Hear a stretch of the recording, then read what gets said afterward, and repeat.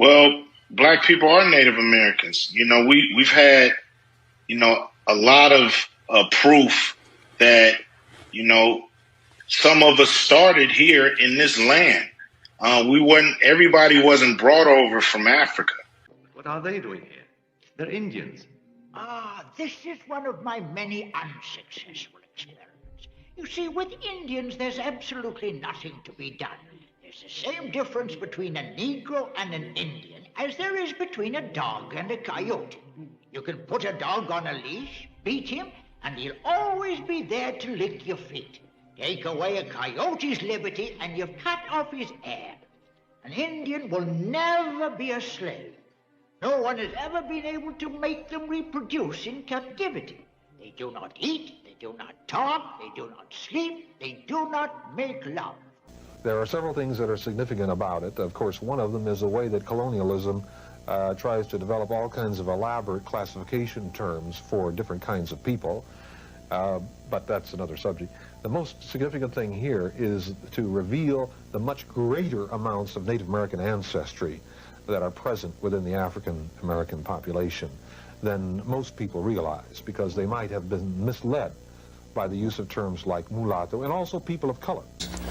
After the African, LeVar Burton, had been told that his name was to be Toby, and he refused it, and he was beaten to make him say his name was Toby. That was the dramatization. How much of that actually was recounted to you? I mean, was there a lot of interweaving? A lot of it, I thought maybe you were going to ask, and maybe you are in another way, is how much of the book is fact and how much is fiction. Well, a whole lot of it's fiction. Well, a whole lot of it's fiction. Well, a whole lot of it's fiction. Now, this is just a tiny bit of information now. But they take it as huge. Right, because it's cracking open the door. There's a place in Africa you could say that I'm from. A tribe? I am thrilled. It puts a name, a place, a location, a people. Hank Greeley is concerned that the science isn't really there yet for you to be giving them the name of a tribe. I think for most companies, I would be concerned too. But what about your own company? We have he the largest... He didn't exclude you. He included you. But we have the largest set of sequences from Africa. And so with that, we're able to provide some level of probability in terms of frequency. But he would say that even though you have the largest database, it's still small on the scope of things.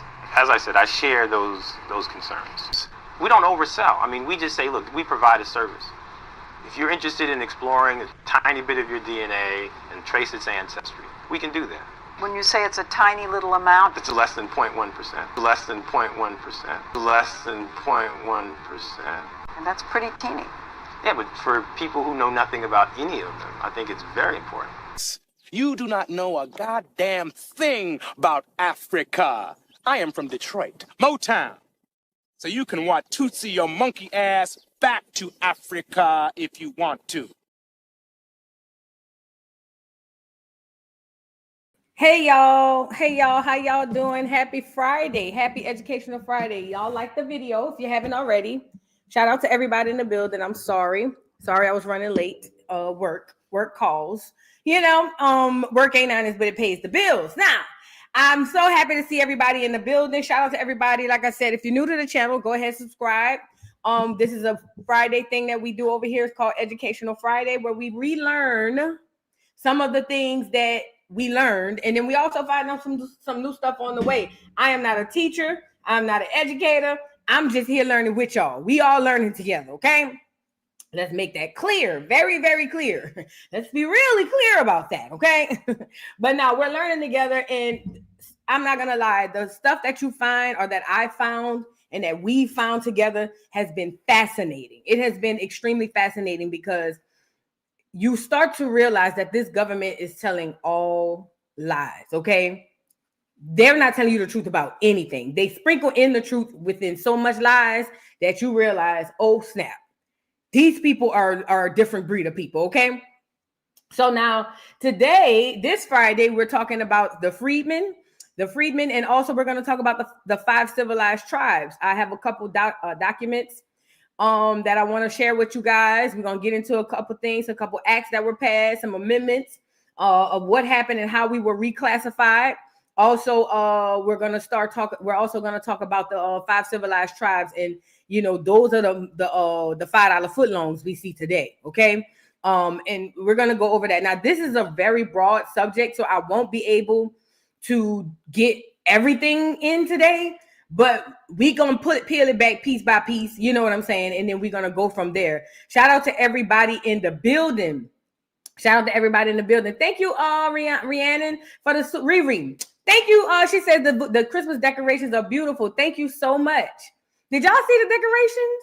Let me see. I can share it. I put up a let me see. I want to show you. I can't show y'all with the music, obviously, but I put up, and that's just one of my trees. I gotta do the rest, but I'm not home, obviously. But yeah. Shout out to everybody in the building. Let me show y'all my little tree or whatever the case may be. Okay. Let me share my screen. Y'all like the video. Y'all get the likes up, please. Please, please, please, please, please get the likes up. Is this the right one? Yeah, this is the right one. All right. So that's the tree. I can't play the music because I had What Do the Lonely Do at Christmas playing. And I have much better pictures than that. And I'm gonna upload some more, but this is just kind of one of the trees that I have in my living room. I thought I'd share it. I'm just starting this decoration thing with this Christmas stuff. I have done 4 houses so far, and I still have a house and an office to go do tomorrow. I should have never showed people I know how to do this. Not everybody. My boyfriend, he want me to come down to his job and do the inside. I don't do this for real. I just was playing with that. You know what I mean? But here we are. You know what I mean? So they running me racket behind these doggone trees, girl. It's a time. But yeah, I was trying something new. I see the celebrities be having buku balls and stuff on their tree. I was like, I want mine to look like I got buku money. So I tried this theme this year. So, and that's one of the trees. I have a white tree as well. So, we will see. But shout out to everybody in the building. Let's get into the themes, girl. So now what I was saying was we're learning today about wait, what? Girl, people making money. How much she charged? My home girl charged $1,500 for real. Girl, don't listen. For real? People be paying for that, Tish? Girl, don't stop me, girl, because baby, voodoo doll decor. What we on? What's up? Do I need to form the new LLC, Voodoo Doll Decor? The creation of the doll? What we gonna call it? Girl? $1,500?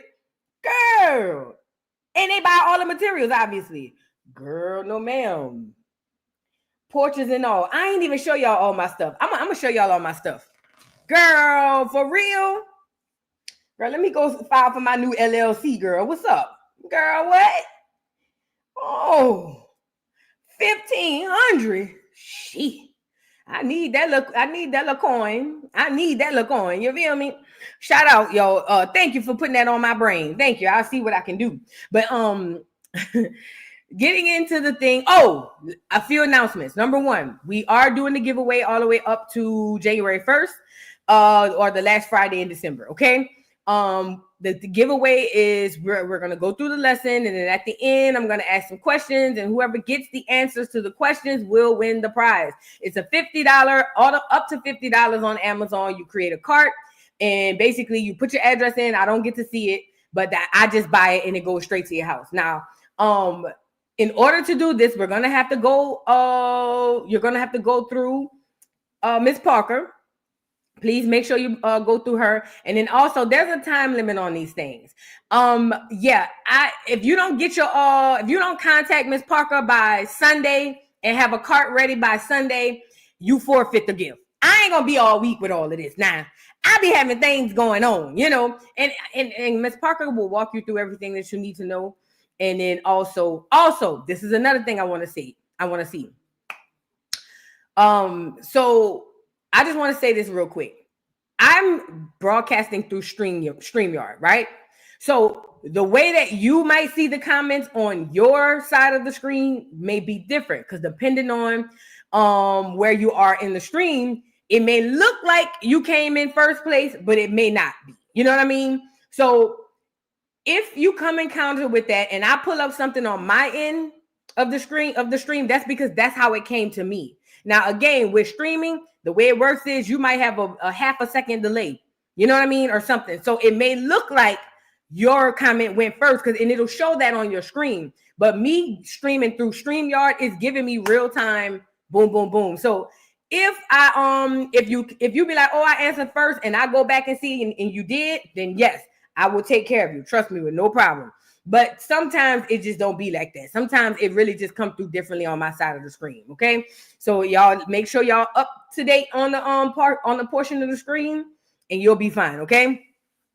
Now into the Freedmen's Bureau and the $5 footlongs, or the five civilized tribes. Now, so before we get into these documents that I have in these articles and stuff of that nature, I want to kind of give you kind of a brief layman terms overview of what happened in this situation. So what had happened was the red-skinned Indian, that was us.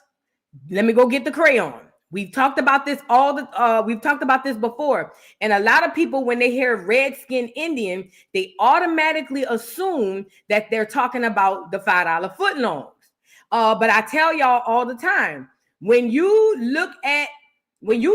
think about our culture, a light-skinned person is normally called what? Red. I know, because my sister was a light-skinned woman. You know what I'm saying? And she had freckles. And everybody called her Red.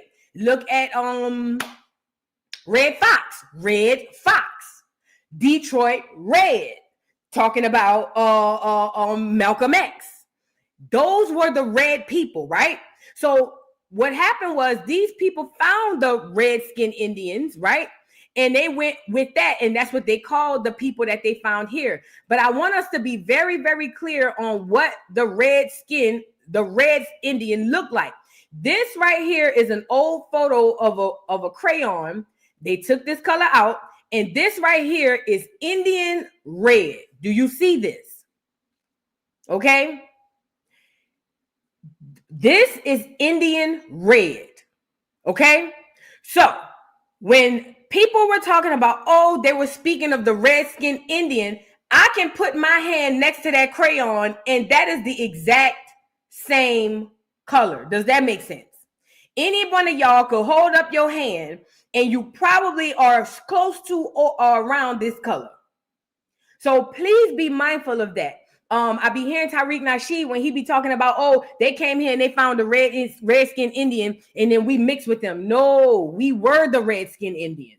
Okay, that's what this stream is all about. The red-skinned Indian, look at that red, was us. See, y'all think, most people when they hear red skin, they thinking about really fair. That don't go like that, right? Or the red cent. Look, you won't get one red cent. They're talking about the copper penny. Okay, you ever heard that? You ever heard people say that? Oh, you won't get one red cent from me. They're talking about the copper penny. That's what they're talking about. Okay, so please be mindful of that. Dude, when you hear people say the red-skinned Indian and then them $5 footlong stand up and say, oh, that's my history, they're lying. Their history don't go past the late 1800s, to be completely honest, maybe the mids. Their history does not go. When you start asking them about history, or you listen to them and they talking about how far back they can go, I'm talking about mid to late 1800s at best. That's because these people were strategically placed there for a reason. And that's what we're going to discuss today. Okay, so this is the red-skinned Indian, right, that you hear people talk about. Don't let nobody else tell you, oh, it's the $5 footlongs. No. They were strategically placed there, okay? And we're going to get into some of that, okay? Oh, they did. They changed the name on that crayon to burnt sienna. And they look, not only did they change the name of that crayon, they turned the Washington Indians. What? No, the Redskins. Remember the Redskins? We went over that too. The original logo had skin like mine. I hope y'all know that. They lightened it up as the time went by, but the original Indian Redskin, the Washington Redskin Indian logo was my color, maybe a little bit lighter than me. So keep that in mind. They gradual with this stuff. They're extremely gradual with this stuff, and they're very strategic when it comes to erasing. Like they erased that history from us. They're right now currently erasing the history that we have here now. Know that, okay? Know that. Right now, they're currently trying to erase the history right now that we're living in today. And that the past 200-300 year history. They're trying to get it up out of here. So keep that in mind. But I just want to show you that this is the Redskin Indian that people spoke about. Now, in layman terms, like I was saying, in layman terms, what happened was the Redskin Indian that was found on this here land, as we just saw the color, the clear people came over here, right? The clear people came over here, and along with some swarthy colored Europeans, which were dark skinned like black in today's time. Okay, in today's times, they came over here and they took over by strategy. They remember, we're tribal people, East Coast, West Coast beef. And they used that to their advantage and then turned around and played us all. They're still doing it today, just on a different scale, okay? So they took over America and they decided, first they wanted to unalive all of us, but they couldn't. It was too many. So then they started a thing called paper genocide, okay? And paper genocide dictated that, hey, on paper, we're just going to completely erase them as a people. We're going to write this elaborate story saying that we sent them all on this trail of tears, and then most of them, if not all of them, perished, and the only ones we got left is these $5 footlongs. And then those actual people in real life, we're just going to reclassify them. That's what they did. From slave to freedmen. And there were freemen as well, who were never under slavery. So keep that in mind, okay, when we're going over this stuff. That was one of the first of many reclassifications that we went through. And we're still going through them to this day. Now we FBA. You know what I mean? So be mindful of that, okay?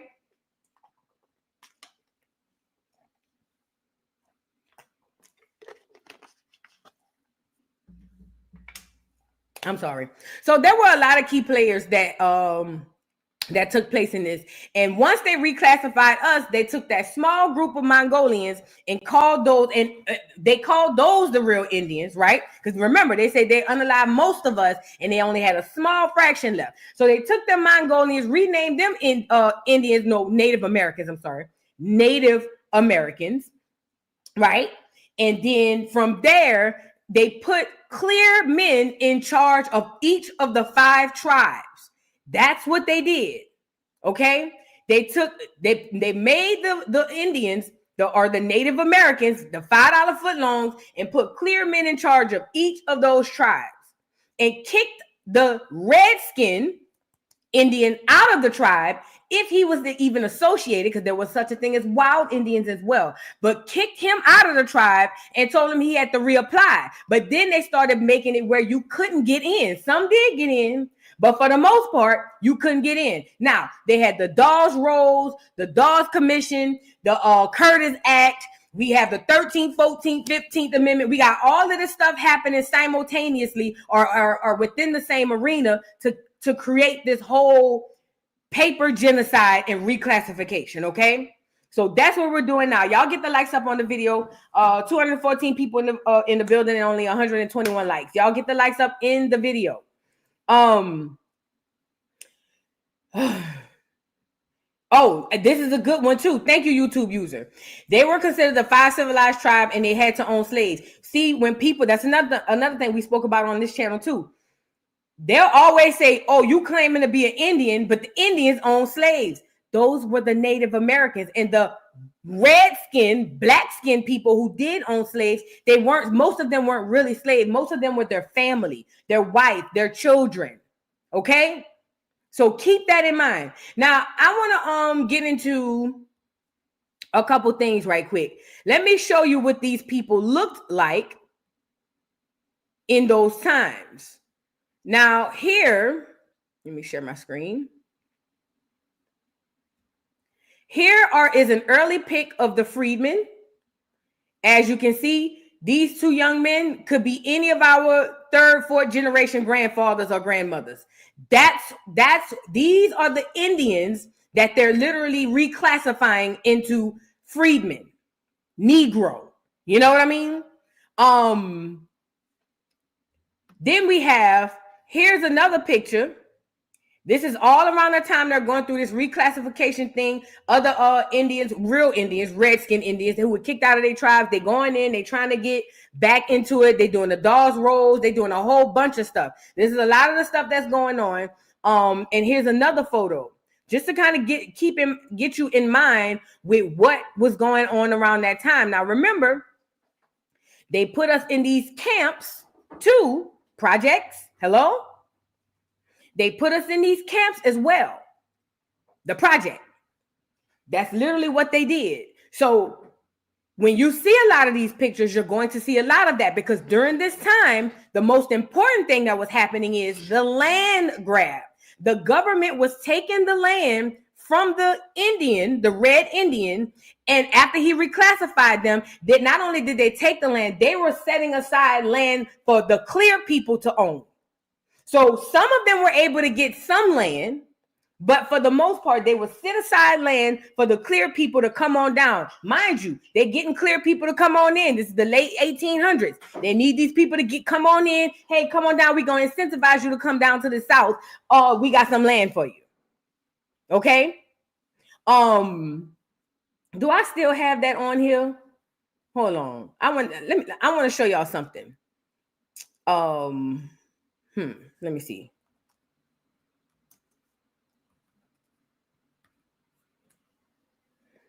Get the likes up on the video, y'all. I won't be able to play the audio with the video because they'll flag it, but I do want to show you this. Let me cover it up. This is what Martin Luther King was talking about in this speech. Hold on. What will happen now? We've got some difficult days ahead. Not this one. I'm sorry. I always click on the wrong one. At the very same time that America refused to give the Negro any land, through an act of Congress, our government was giving away millions of acres of land in the West and the Midwest, which meant that it was willing to undergird its white peasants from Europe with an economic floor. But not all. Hold on. I just thought about it. I have the video on my StreamYard without that music because I don't want to get struck. I don't want the video to get struck. I'll just have to put an overlay over it and play it. I don't know if that'll work. Let me see. If I put an overlay over it. Let me see. Let me see if this will work. Y'all get the likes up on the video. Please get the likes up on the video. Please, please, please get the likes up on the video. I'm trying to see how something gonna work for me really quickly. If it'll work, then not. If not, we'll go back to it. They built. Nah, it ain't gonna work. All right, that's fine. I'll go back to here and we'll go over it again. Get the likes up on the video, guys. Get the likes up on the video. All right, where were we? Are we here? We still okay? At the very same time that America refused to give the Negro any land, through an act of Congress, our government was giving away millions of acres of land in the West and the Midwest, which meant that it was willing to undergird its white peasants from Europe with an economic floor. But not only did they give the land,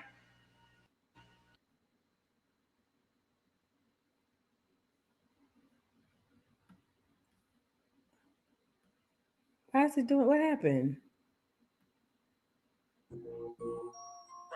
at the very same time that America refused to give the Negro any land, through an act of Congress, our government was giving away millions of acres of land in the West and the Midwest, which meant that it was willing to undergird its white peasants from Europe with an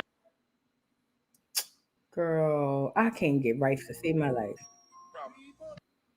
I literally cannot get right. Can't get right today. Congress, our government was giving away millions of acres of land in the West and the Midwest, which meant that it was willing to undergird its white peasants from Europe with an economic floor. But not only did they give the land, they built land-grant colleges with government money to teach them how to farm. Not only that, they provided county agents to further their expertise in farming. Not only that, they provided low interest rates in order that they could mechanize their farms.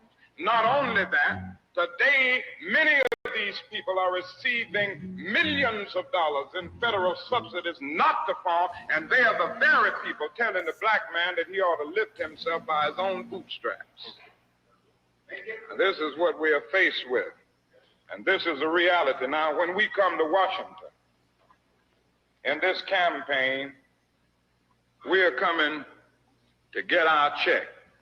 So what Martin was talking about was what we're going to go over.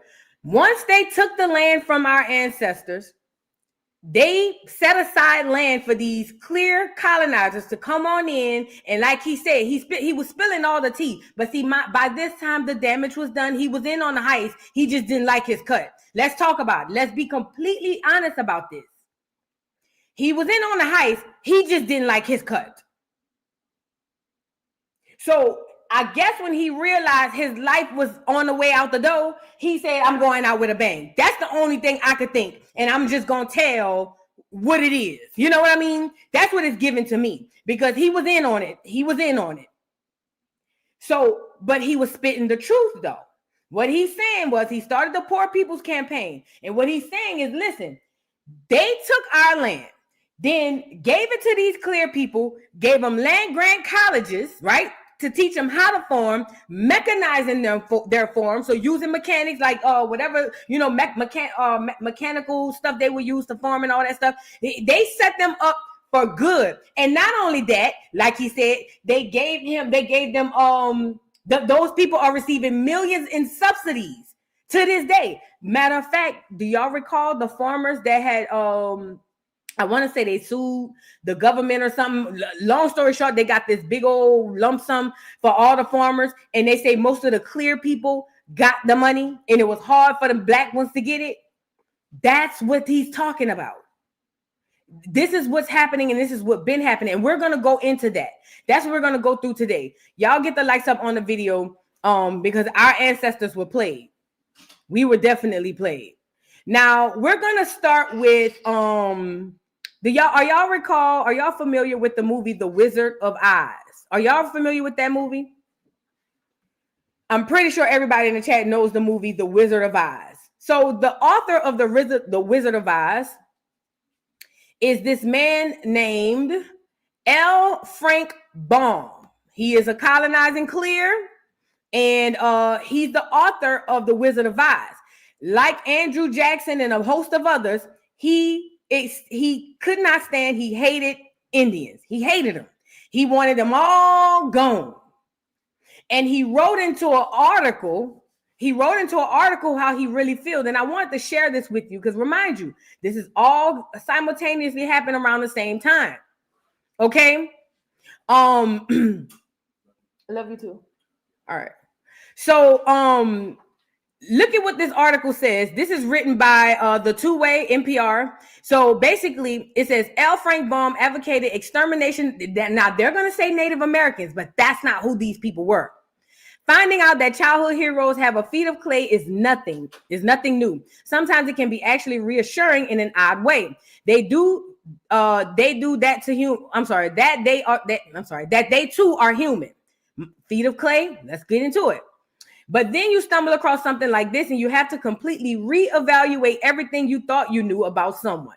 Okay? It says L. Frank Baum, who before he wrote The Wizard of Oz, ran a newspaper in South Dakota. This was in the early 1890s during the Indian Wars. When Baum heard of the killing of the Sitting Bull and the massacre at Wounded Knee, he wrote editorials calling for killings each and every last Native American or indigenous Black American. That's what he's talking about.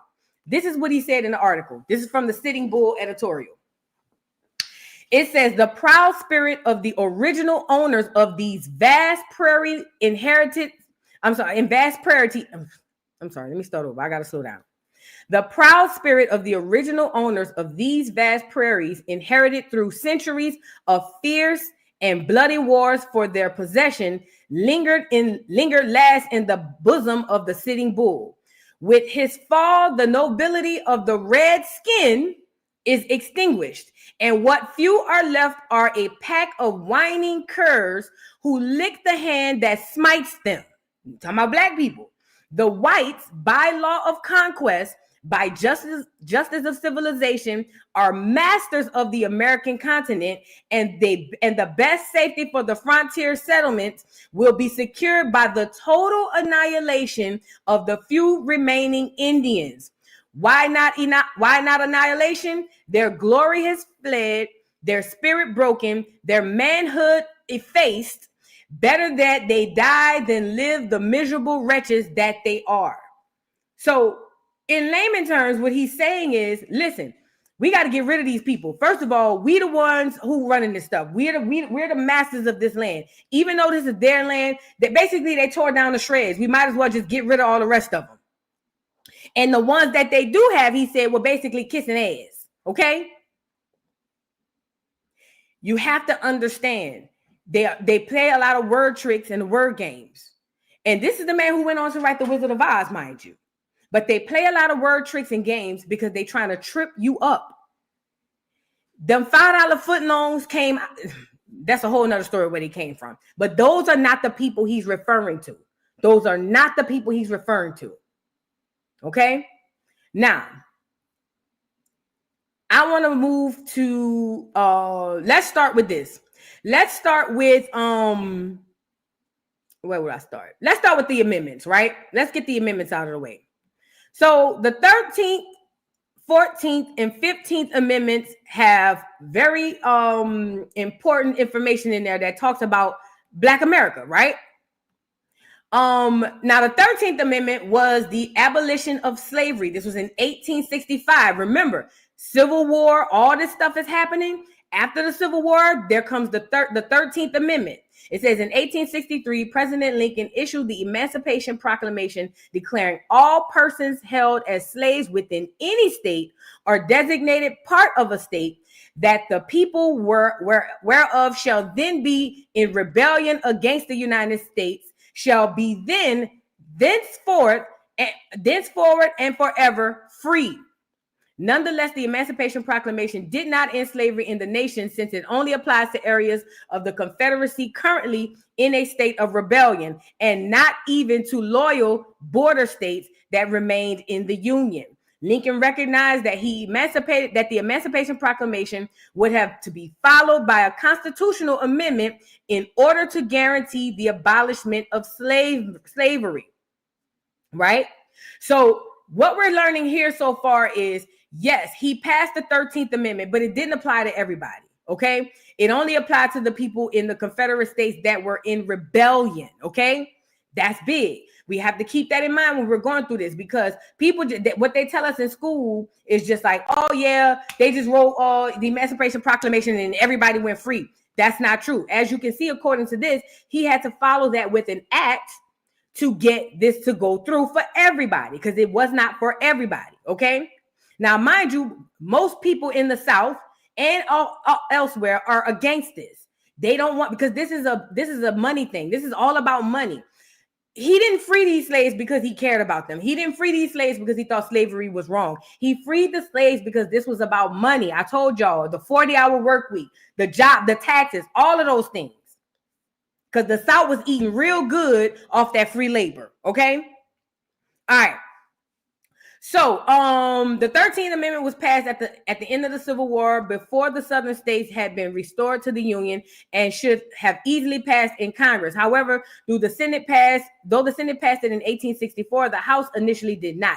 At that point, Lincoln took an active role to ensure passage through Congress. He insisted that the passage of the 13th Amendment be added to the Republican Party platform for the upcoming 1864 presidential election. His efforts met with success when the House passed the bill in January of 1865 with a vote of 119 to 56. Mind you, the Republican Party was the party of black people. Keep that in mind. So we kind of got a little gist of what the 13th Amendment was. It was basically to end slavery, okay? Now let's go to the 14th Amendment. These are very important amendments for black people or indigenous people for that matter. I need to get in the habit of saying that.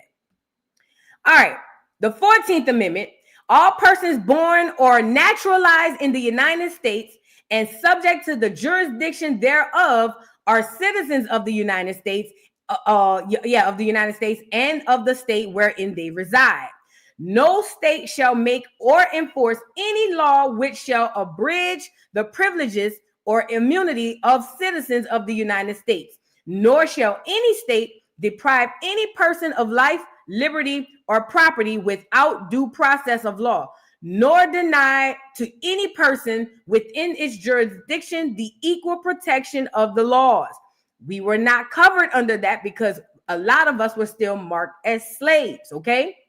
However, in this amendment, the 14th Amendment, what's happening here is they're saying, okay, if you were naturalized, meaning you came through the right way through, what do you call it?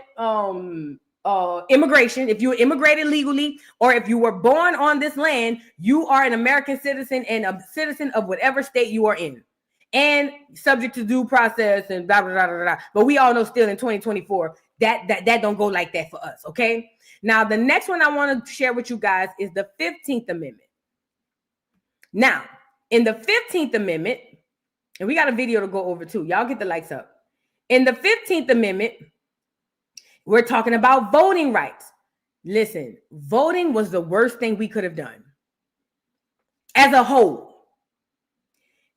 We had our own government, and we're going to go over that in the whole 5 civilized tribes thing. Getting with this government was the worst thing we could have done, okay? All right, so the 15th Amendment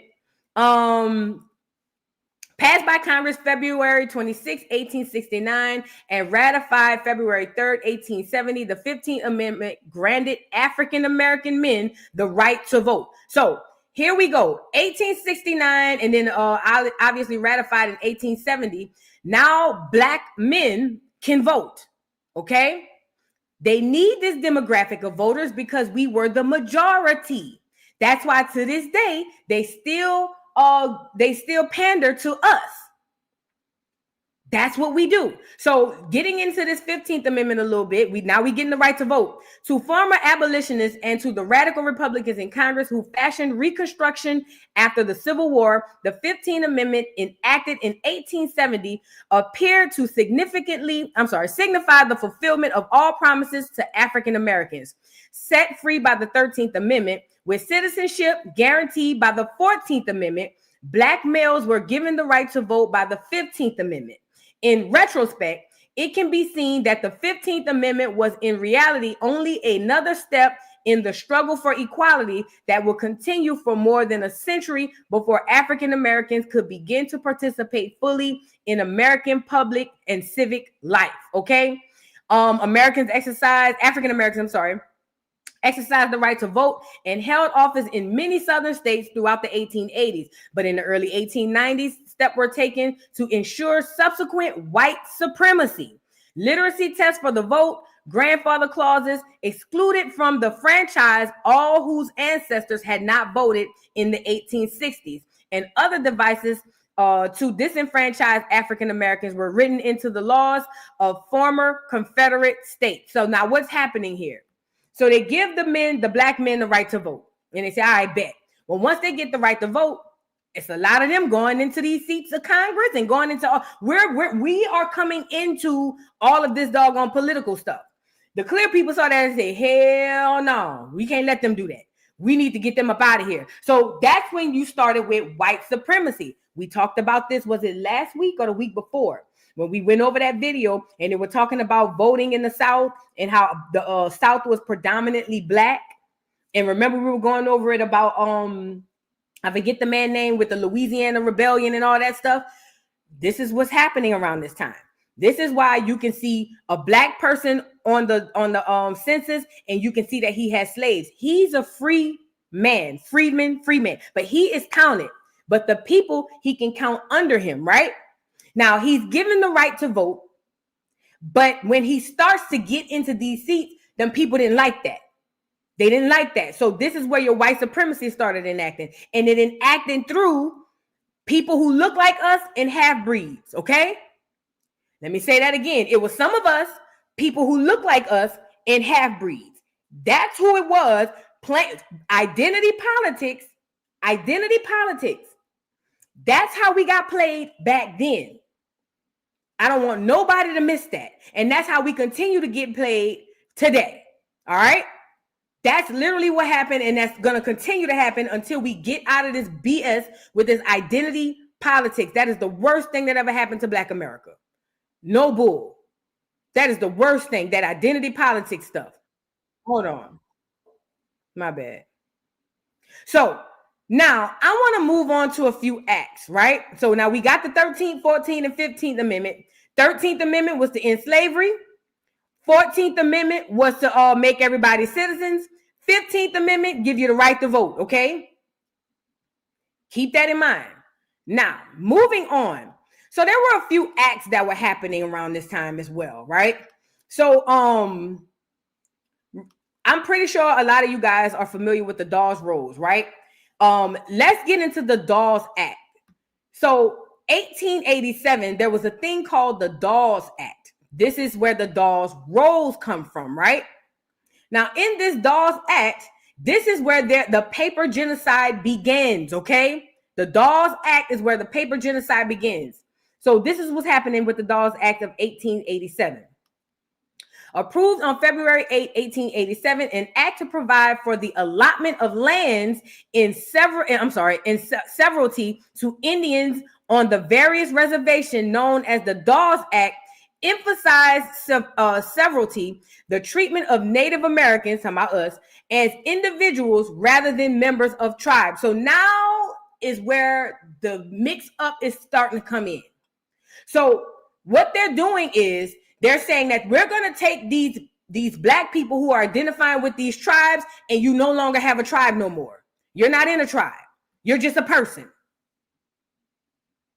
You're just a person. That's all. No longer are you a part of ain't no more tribes. You're a person. Okay? This is where we begin with the genocide, the paper genocide.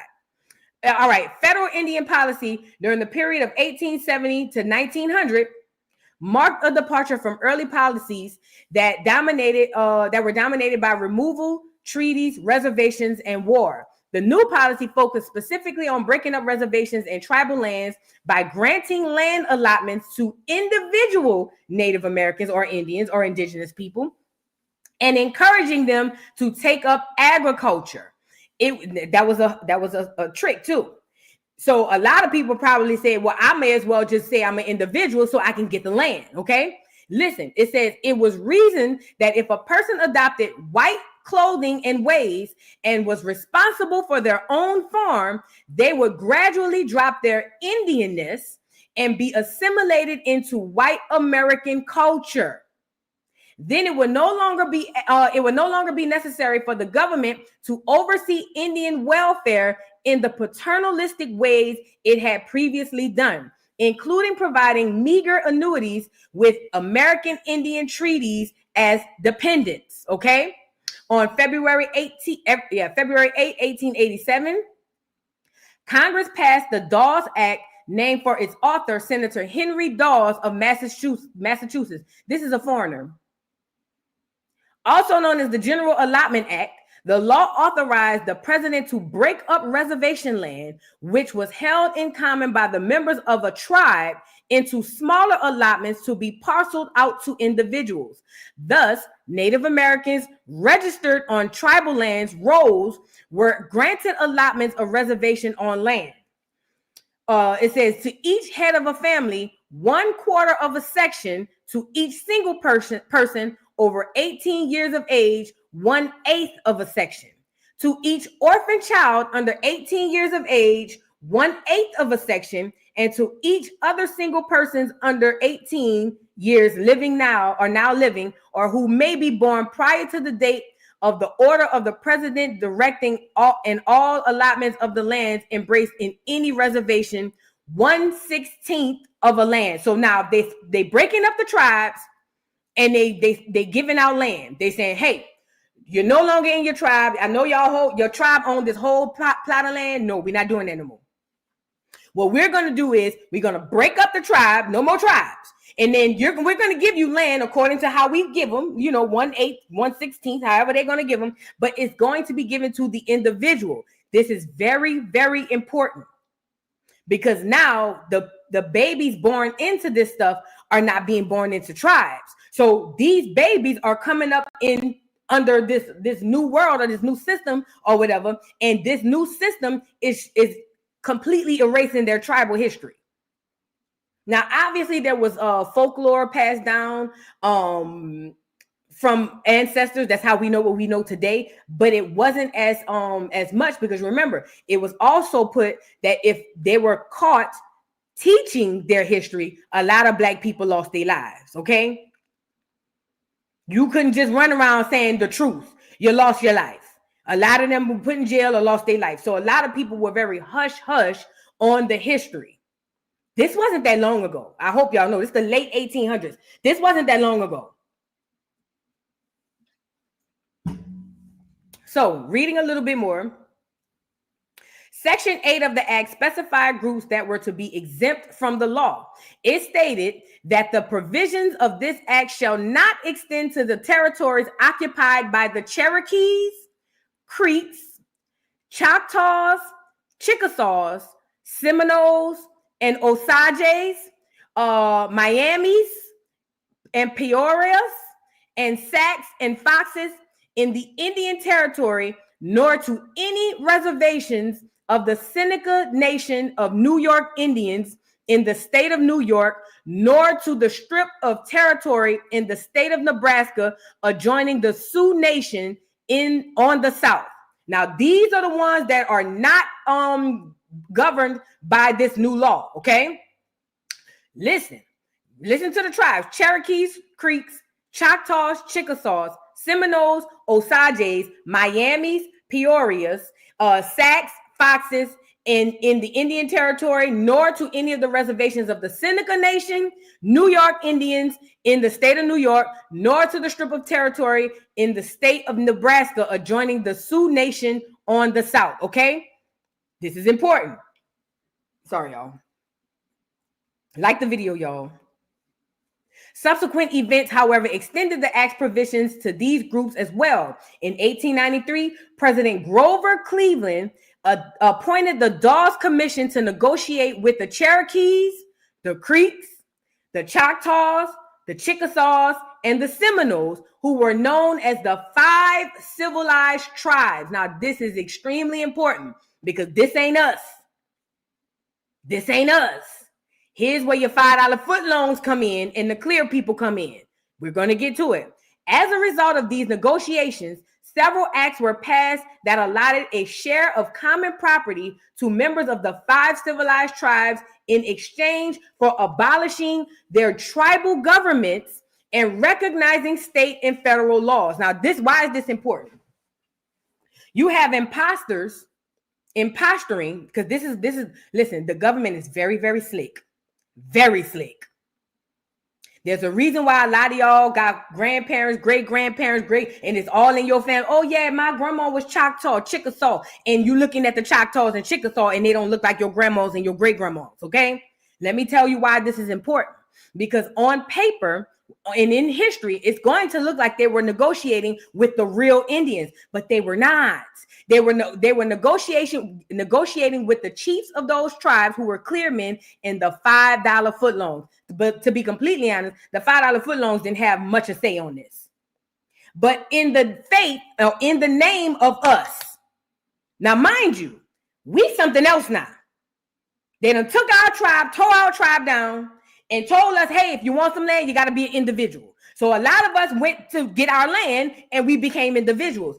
This is important. While they're doing this on this side, they're saying, okay, we only gonna recognize 5 tribes, only 5. And then with those 5 tribes, those are the 5 tribes we're gonna recognize, we're gonna work with, and we're gonna deal with them. But these are not the real people of those tribes. Some black people made it into these tribes, but most did not. And they made laws to make it where you couldn't get in those tribes. And I mean tribal laws. Okay? But the biggest takeaway from this is that these Indians, these 5 tribes, they took down their government. That's the government that we had. See, a lot of y'all don't know this. We were like just as strong as this government. Our governments that we had when we shook hands with them clear people was just as strong as this government. They had to come to us for certain stuff. Yeah, we sat down at the round table. But when you take that government away, in theory, even though they already took our land, took our tribes, when you take that government away and then you create a new tribe, these other tribes and with the fake people, and then you get them to give away their government, then on paper, our government is taken away. Okay? That's very important. So moving on, it says, where did I leave off? Okay. In order to receive the allotted lands, members were to enroll in the Office of Indian Affairs, later named the Bureau of Indian Affairs. It says, once enrolled, the individual's name went on the Dawes rolls. This process assisted the BIA, or the Bureau of Indian Affairs, and the Secretary of the Interior in determining the eligibility of individual members for land distribution. The purpose of the Dawes Act and the subsequent acts that extend its initial provisions was purportedly, to protect American Indian property rights. That's a lie. Particularly during the land rushes of the 1890s. But in many instances, these results were vastly different. That's because that's not what they were for. The land allotted to individuals included deserted or near deserted lands unsuitable for farming, right?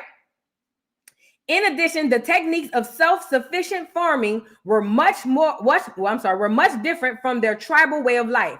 Many did not want to keep up agriculture, and those who did want to farm could not afford the tools, animal seeds, and other properties and supplies necessary to get started.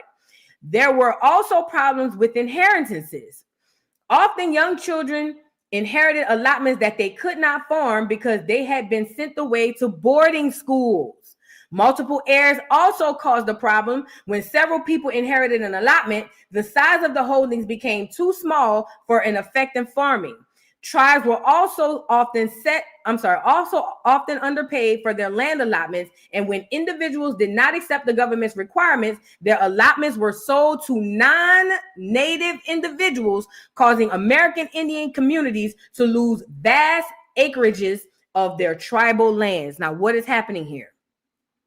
What's happening here is they're saying, okay, under the Dawes Act, if you sign up for the Dawes rolls, we're going to give you some land. We're going to give you some land. But what they're saying is we didn't want to farm the lands. I don't believe that. What I do believe is we couldn't afford to farm the lands. Because remember, now these people are in charge. We're under their government now. These people are in charge of the prices for everything. And they hiked up prices for black people that they didn't hike up for the other ones. They purposely made it hard for them to be able to afford to farm the lands. Boarding schools is another thing that came into play. Instead of us doing what we normally did, which was the agriculture, a lot of us thought and were told and were taught that going to these schools were the best things to do. Listen, you got people back in these days like Frederick Douglass. He's a school nigga. You know what I'm saying? He's successful, millionaire. People looking at him like, oh shit, maybe I need to not get out this doggone land and go ahead down to the schoolhouse. If I can't, at least let me have my children do that, because they're looking at that thinking that that's a better way of life. And it has never been. Okay? So the boarding school situation came into play, the money came into play, and also the multiple heirs thing, I know for sure probably came into play, because niggas can't get along right now. As soon as somebody die in the family, y'all know how it go. Niggas get to fight. Okay? Please be mindful of that. So now this is the Dawes Act, which produced the Dawes Roll. We're in the beginning of the paper genocide. You guys like the video, and they're taking our lands. They're taking our lands, okay? Now, I want to show you another act. This act, where is it? Was called the Curtis Act. The Dawes Act was in 1887, and then the Curtis Act doubled back in 1898. Here we are with the Curtis Act, right? So during the 1890s, as white settlers flooded into Oklahoma Territory, demands increased to join the lands of the 5 civilized Indian Territory with Oklahoma Territory and thus form a new state. In 1887, the Dawes Severity Act, General Allotment Act, legislated the allotments of communal tribal lands into individually owned plots, indicating a major shift in federal government policy. To aid the drive toward Oklahoma statehood and the full assimilation of its Indian population, the U.S. Congress created the Dawes Commission in 1893. Another congressional law enacted in June 28, 1898 was sponsored by Charles Curtis, a mixed blood, half-breed, Kansas Indian and senator from Kansas. Didn't I tell you we got hijacked by some of our people and a lot of the half-breeds, okay? Because we're under identity politics. We can't see it if it was staring in our face, okay? Now look, so it goes on to say, with the passage of the Curtis Act, Congress took final control over affairs in Indian Territory. The Curtis Act helped weaken and dissolve Indian Territory tribal governments by abolishing tribal courts and subjecting all persons in the territory to federal law.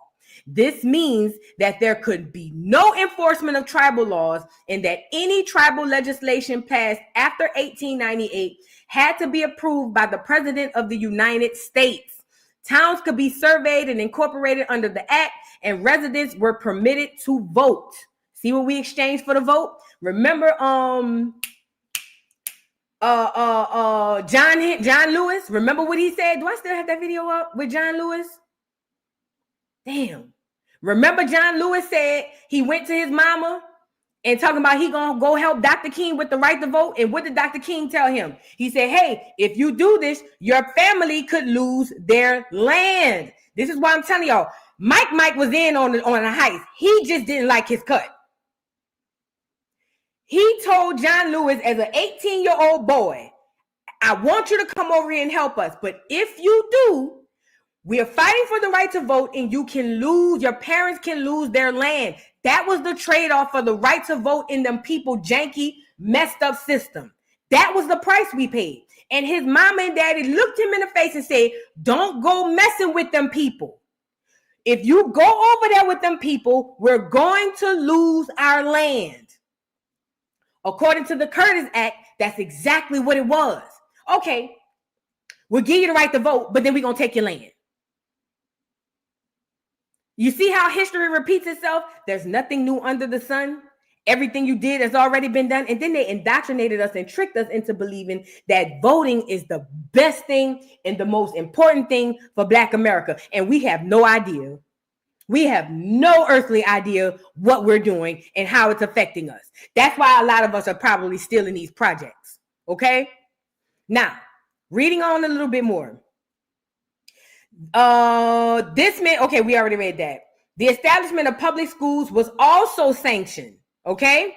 Towns could be surveyed and incorporated under the act, and residents were permitted to vote. The establishment of public schools was also sanctioned. Before 1896, each of the 5 civilized tribes had exercised sole jurisdiction over its citizenship, meaning they were the ones who let you in or not, citizenship requirements, determining who was a tribe member and who was not. With the passage of the Curtis Act, Congress authorized the Dawes Commission to prepare new citizenship rolls for each tribe. Senator Henry L. Dawes of Massachusetts undertook the compilation of a census to be used as the basis for allotment of tribal lands to individual Indians. Enrollment of tribe members and the ensuing allotment was performed without tribal consent. The Curtis Act dealt a blow to the government autonomy of the 5 tribes. It says, but the act was merely the culmination of legislation designed to strip tribal governments of their authority and give it to Congress and or the federal government. Ironically, Charles Curtis himself, of Indian blood, he was a half-breed though, was responsible for the act that helped pave the way for the demise of the Indian nations and the statehood of Oklahoma. Now, why is this important? You got Charles Curtis, I'm sorry. He's a half black and white. He's a half and half. He is going to help usher in this Curtis Act, right? See, you got to understand there's a psychology there with mixed breed kids. And this is nothing negative. I'm just trying to show you something. I can only imagine being a compilation of 2 total opposites, okay? I can only imagine having a clear parent and then a Negro parent. That's got to be the most confusing place to be as a child, being born under that, because these are 2 opposite opposing or oppositions happening right now, creating a child, okay? Now, I believe, this is just me, I believe that psychologically, that child, as they do today, have troubles with fitting in. I'm not all the way clear. I'm not all the way Negro. Where do I go? I just kind of teeter-totter in the middle. Typically, you get some people who choose a side. Some choose the black side, Colin Kaepernick. Some choose the clear side, Patrick Mahomes. You get it? But there's a psychology there, okay? That's why you notice the half and half people who choose the black side, they typically identify with more blackness than anything, right? They're typically like, oh, I'm bliggity black, taking a knee at the game and all that type of stuff, okay? And then on the clear side, the ones who tend to the clear side, those take on the ideology of those people typically, not all the time. Typically, they take on the ideology of those people, okay? Now, in this day and age, if Charles Curtis took on the ideology of those people, then he would sleep good at night knowing that what he's doing, he don't care about, because idolatry, I can't talk. In his mind, he feels like he's one of them. Same thing with, what's the boy over the FBI? Same thing with them. It was a lot of those people like that. Drake is another one. Thank you for saying that, Miss Parker. Drake is one of those people who identify with that side. He just be playing on the black side. Let's talk about it, okay? My niece is a half and half. She identifies on the nigger side, okay? Matter of fact, if she didn't, well, you would know she mixed, because she's like an even mix of black and white. But because she was raised by the Negroes. But there's still an element of her wanting to be accepted by her mom, which is a clear woman. But that's a whole other story. So what's happening is they're using this child, or man at the time, Charles Curtis, and they're saying, hey, we need you for identity politics purposes. We need you to go in there, act like you cool with them. They're going to vote for you because they think you full black. And then when you get in there, you going to help us pass through this stuff, so we're going to take their lands. And so it makes sense. While Curtis comes up with the Curtis Act, he didn't come up with it. I'm pretty sure it was the people above him. They just stamped his name on it. And he took the land from these Indians, these people, the Red Indians. Now, this is in Oklahoma. And most people are like, well, it only happened in Oklahoma. Everything starts in one state and then it moves out to the rest. And that's literally what happened. Okay? So now, so far, we've gone over the 13th, 14th, and 15th Amendment. 13th Amendment, it freed the slaves. 14th Amendment made them citizens. 15th Amendment took the land. Okay? No, I'm sorry, the right to vote. The right to vote. This is a gradual process. 13th Amendment, free the slaves. 14th Amendment, make them citizens. 15th Amendment, give the black man the right to vote. Then we go to the Dawes Act, right? What happened in the Dawes Act? The Dawes Act is where they say, okay, we're going to break down these tribes. No more tribal land. No. Now you get to be individuals and we'll give you land accordingly. And then the Curtis Act came in and sealed the deal. Here come the Curtis Act, where they came in and basically took over the tribes and basically took over the government of the tribes and literally took away the nations or the tribes altogether, okay? This is a gradual thing. Keep this in mind. Now, get the likes up on the video, guys, if you haven't already, because this is a gradual thing that's happening, okay? I want to go to, mind you, around this time, y'all, keep this in mind. Mind you, around this time, there was a lot going on as it pertains to, this is a video. I don't want to watch this yet. Hold on. There was a lot of stuff going on the black side of this as well. A lot of reclassification is happening. They have to do this stuff slowly but surely. They can't just jump out the window and do it, okay? They can't just jump out the window and do it. They have to go slow. That's the only way this works. A slow roll. All right, let's go over here. This is from an article from Black Pass. Indian Severalty, the Dawes and Curtis Acts, and Black Indian freedmen. Now we're moving into the status of freedmen, okay? Keep this in mind. In the late 19th century, Black Indian freedmen were uniquely affected by the Indian Severalty Acts. Well, I wonder why. Because that's who we are, or who we were. Black freedmen had lived in the Indian Territory since before the Civil War, with many having originally come as slaves. That's a lie. Well, I guess it's kind of not a lie, because if they transported them in the intra-American slave trade, then I guess. Okay, while the Severalty Acts were primarily a legislative effort used by the federal government to place Indians into a system of individual allotments, it would also create a complex relationship between Black freedmen and the Indian tribes with which they identified. Black freedmen were primarily affected by the Severalty Act through the Curtis Act of 1898. The Curtis Act extended the provisions of the Dawes Act of 1887 into the Indian Territory, which has a sizable group of Blacks within the Cherokee, Choctaw, Chickasaw, Creek, and Seminole tribes. Let me stop you right here too, really quickly before I forget. I come from a smaller tribe, or a lesser known tribe, called the Suma tribe. That's the tribal history on my mother's side of the family, the Suma tribe. When I went and looked up my what happened to the Suma tribe, they are saying that all of the Suma Indians died. Well, that is a lie, because I'm here. My mother is still here. My grandmother is still here. You know what I mean? So that's not true. This is paper genocide. They were taking a lot of smaller tribes or lesser known tribes and meshing them in with the bigger name tribes, Cherokee, Choctaw, Seminole. You see what I'm saying? So when you hear, oh, all those people died. No. That's not true. That's paper genocide. They taking them people and they grouping them into a larger group, because it's a gradual process. It's a gradual process. Okay. All right. Bam.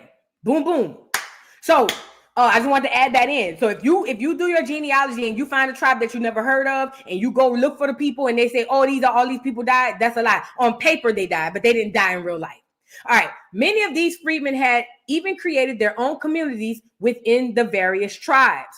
While many Black freedmen live within the 5 civilized tribes, that's why they were there, because they took their tribes away. They different in their treatment of the lands. I'm sorry. They different.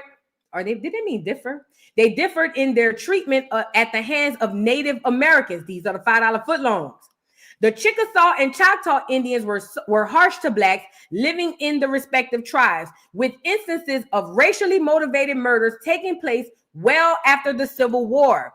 Meanwhile, the Seminole and to a lesser extent the Creeks and Cherokee were known for being more inclusive of the Black freedmen.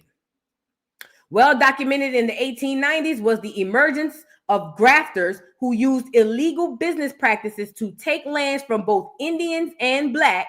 Same thing. Grafters were so successful that by 1930, the 5 civilized tribes owned less than 2 million acres of land allocated to them, down from a total of 19,525,000. Is that right? 966 acres in 1890. So in 1930, they had 2 million acres, when prior to that, they had almost 20 million acres in 1890. That's how successful this gradual process of taking land away from us was. However, some blacks saw this new arrangement to their advantage. The Dawes and Curtis Acts allowed them to access the courts, ability to sit on juries, ability to serve in public offices, and use of limited school facilities, all of which have been restricted, particularly to the Choctaw and Chickasaw. Now, these are the $5 footlong tribes mostly. Controversy would later rise amongst freedmen when many of them were kept from officially identifying with their respective Indian tribes. While many blacks experienced greater political and civil rights, it was primarily on the freedmen who had been able to place their names on the Dawes rolls who received the land. Placement on the Dawes rolls varied amongst the tribes. Notably, the Cherokee freedmen had the most difficulty in establishing citizenship within the tribes. Their status as tribal citizens was based on the Kern-Clifton rolls, a precursor to the Dawes rolls. The federal government determined that citizenship would be based on whether the freedmen had been in the Cherokee Nation, not to be confused with the tribe, within 6 months of the Civil War. So basically, they're saying if you wasn't in the Cherokee Nation 6 months prior to the war, you can't go on there as a Cherokee, okay? Moving on. Since many freedmen had left Indian territory during this period, they were unable to gain the same civil and political rights under the Severalty Acts as those who were on the tribal rolls. The lack of recognition among Indian tribes regarding the freedmen who had culturally associated within their tribes continued to be an ongoing struggle. There have been and continue to be numerous legal battles and protests for the rights that many descendants believe they deserve. Most challenges have been futile since the federal government has since restored tribal sovereignties. Thus, tribes that have excluded freedmen from the tribal citizenship has been successful in recent years in maintaining that exclusion. So what's happening here? What's happening here is now they've taken these blacks, put them in these bigger tribes. Some of the tribes are not letting the blacks in. And what they're doing is, very subtly, they're saying, okay, fine. If you want to get land, you have to fall under the Dawes rolls, or for some of them, especially the Cherokee, under the Kern-Clifton rolls. Now, these were the Cherokee Nation. That's not the Cherokee tribes, the Cherokee Nation. And they're saying if you weren't on them rolls 6 months before the Civil War, then you can't claim no Cherokee. This is how they're gradually kicking us out of our tribes. Okay? So what happened was the ones who were kicked out of their tribes are now labeled as freedmen. When you hear people say that they want to go back to the term freedmen, it's because this is the first federally recognized status for our group as a whole. So like Brother Marcel, I love him. He's dope. When he said we should be using the term freedmen, that's why he says that, because this is the first term that was used, right, to identify a whole heap of people who were once separately identified. So when you hear people like Tariq Nasheed, I don't mean to keep bringing them up, but every time I hear him talking, I be debunking it in my head. But when you hear him talking about, oh yeah, we came over here and then we were enslaved and we mixed with the $5 footlongs and then we became a new nation and had an ethnogenesis and then we were labeled as freedmen, that is a lie. That is a lie. That is a lie. Nothing I read you talked about slaves except this one. But nothing I read you talked about slaves coming over from Africa, mixing in with the nation and giving us freedmen. Okay? Do not believe that. None of that's true. None of that is true. Okay? We were reclassified as freedmen. After they broke us down from our tribes, they turned around and classified us as freedmen. So that's what's happening here. That's the Severalty Act, okay? And it's one more article I want to read y'all before we get into this video. Get the likes up, y'all.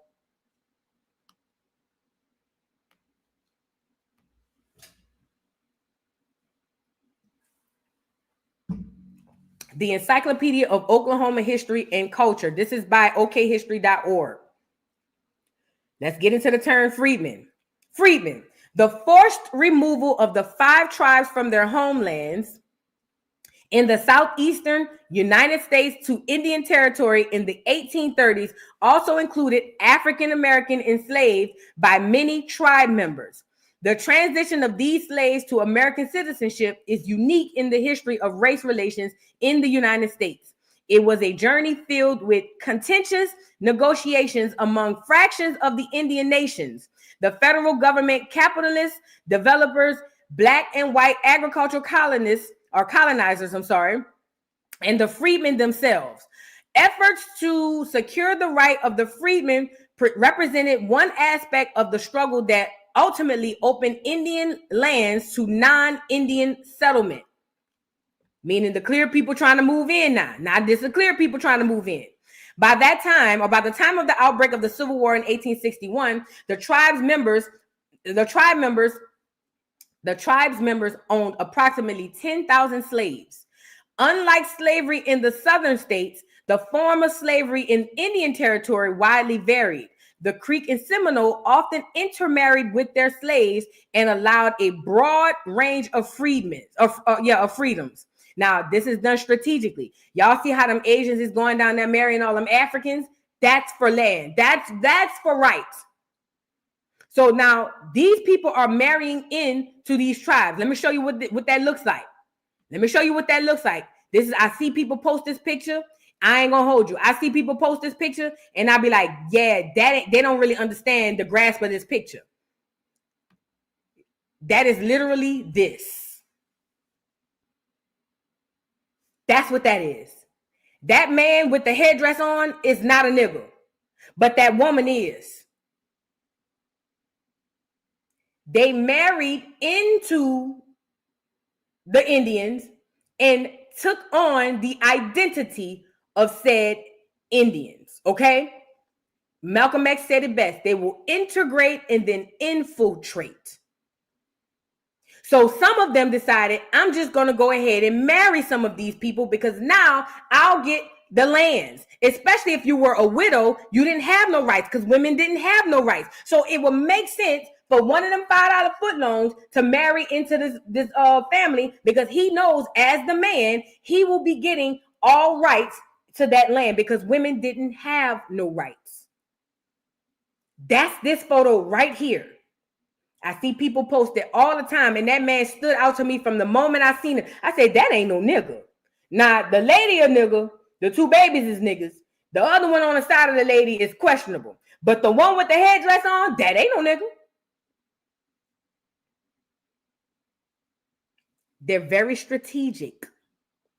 That's one thing I will give. It's a couple things I agree with the Prince of Pancucci on. And I'm talking about what's his name? Dr. Umar. That interracial dating a lot of the time is not for your benefit. They don't love you. That's why you think the athletes get the clear girls. They're getting in there for the munions. They getting in there for the munions. Same thing back then. They were there for the munions, for the land. You get it? That's one thing I agree with him on, okay? So that's who they talking about. That's this photo right here. Whenever you see this picture again, that man should stick out to you like a sore thumb. He was a $5 footlong marrying to an Indian, a real red-skinned Indian, okay? Oh, Lala said daddy mama look biracial. Yes, if that's his mama, she do look biracial. That's why I say I'm not too sure about her. But the lady, I'm pretty sure. Yeah, that matter of fact, now that you say it, that's probably his mama or his sister or something. And then he married this woman with her 2 babies. And as the man of the relationship, he gets full rights to everything. Okay, so that's what's happening there. Going back to what was going on here. So like we said, a lot of them married into the Indian people. And then where were we? Yep, the Creek and Seminoles often intermarried with their slaves and allowed a broad range of freedoms. The Cherokee resisted intermarriage, but pursued benign relationships on their small farms. The Choctaws and Chickasaw were more closely approximated the system of white slave owners and the cotton plantations. In all cases, the slaves adapted to the patterns of the Indians and cultures. Listen, integrate and infiltrate. They are like doggone leeches. They come in and they study you and then they become you. They still doing it to this day. Let's read it again. In all cases, the slaves adapted to the patterns of the Indian cultures in dress, food, language, and common landholding. Yeah, that's backwards. They're saying that we adopted their Indian. No. They adopted ours, but not here nor there. Episodes of mistreatment and violence occurred, but more often runaway slaves came to Indian territory because they believed it would be less race restrictive environment. That's because we thought that they were different from the clears, but they weren't. As the Civil War began, tribal factionalism that had begun at the time of the removal resurfaced in violence over the issues of slavery and sectional loyalty. Some Indians declared their allegiance to the Union, but other groups from all of the 5 tribes signed agreements with the Confederacy to provide supplies and troops. The slaves were caught in the crossfire. The war in Indian Territory began with an attack on loyal Creeks, Cherokees, and runaway slaves retreating toward Kansas in the 1861. In the next 4 years, guerrilla raiding by both Union and Confederate Indian units, that's blacks, and the desperate foraging destroyed many of the prosperous farms, businesses, and homes of the territory. The Cherokee National Government freed their slaves in June of 1863, the only one of 5 tribes to do so until after the war, although few slaveholders acknowledged this law. Black Indians joined both the Union and the Confederate armies, leaving their elderly women and children behind.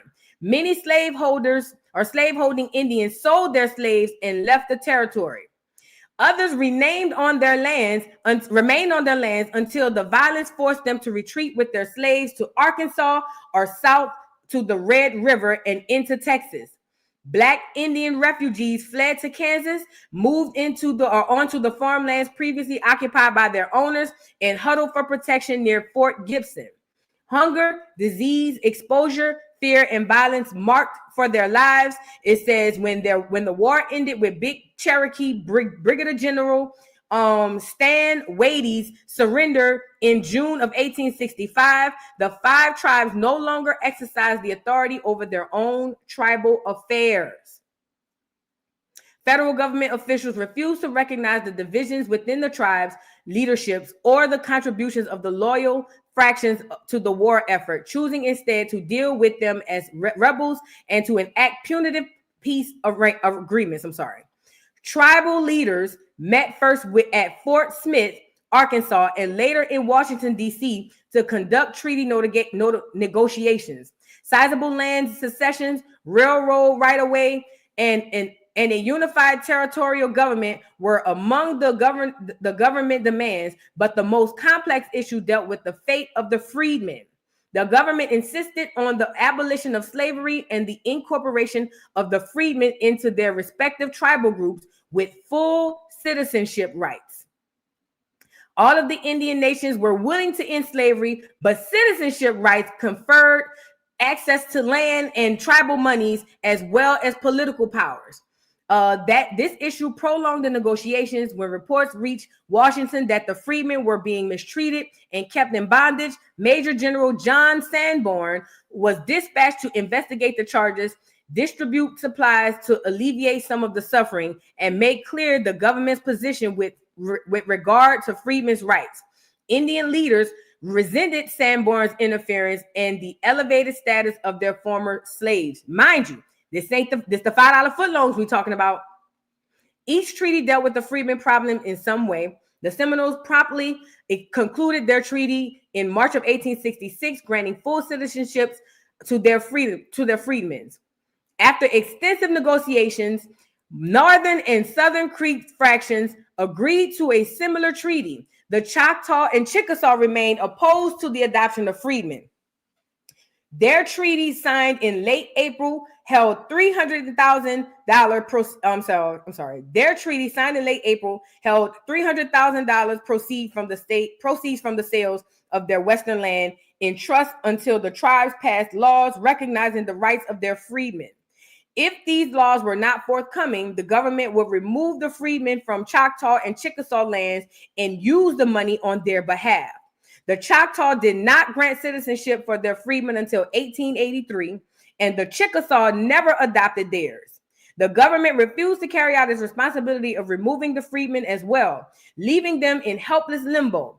In July 1866, the Cherokee were the last group to conclude their treaty. They allowed adoption of the freedmen residing in the Cherokee Nation at the time of the treaty signed, and those who would return within a 6-month time period. In November, the Cherokee amended their constitution, granting full citizenship to their freedmen. So listen, they're not even trying to give the black people their citizenship. The government had to literally hold money up over their head. And even then, after holding the money over their head, them people did not even want to make these people full citizenships or full citizens.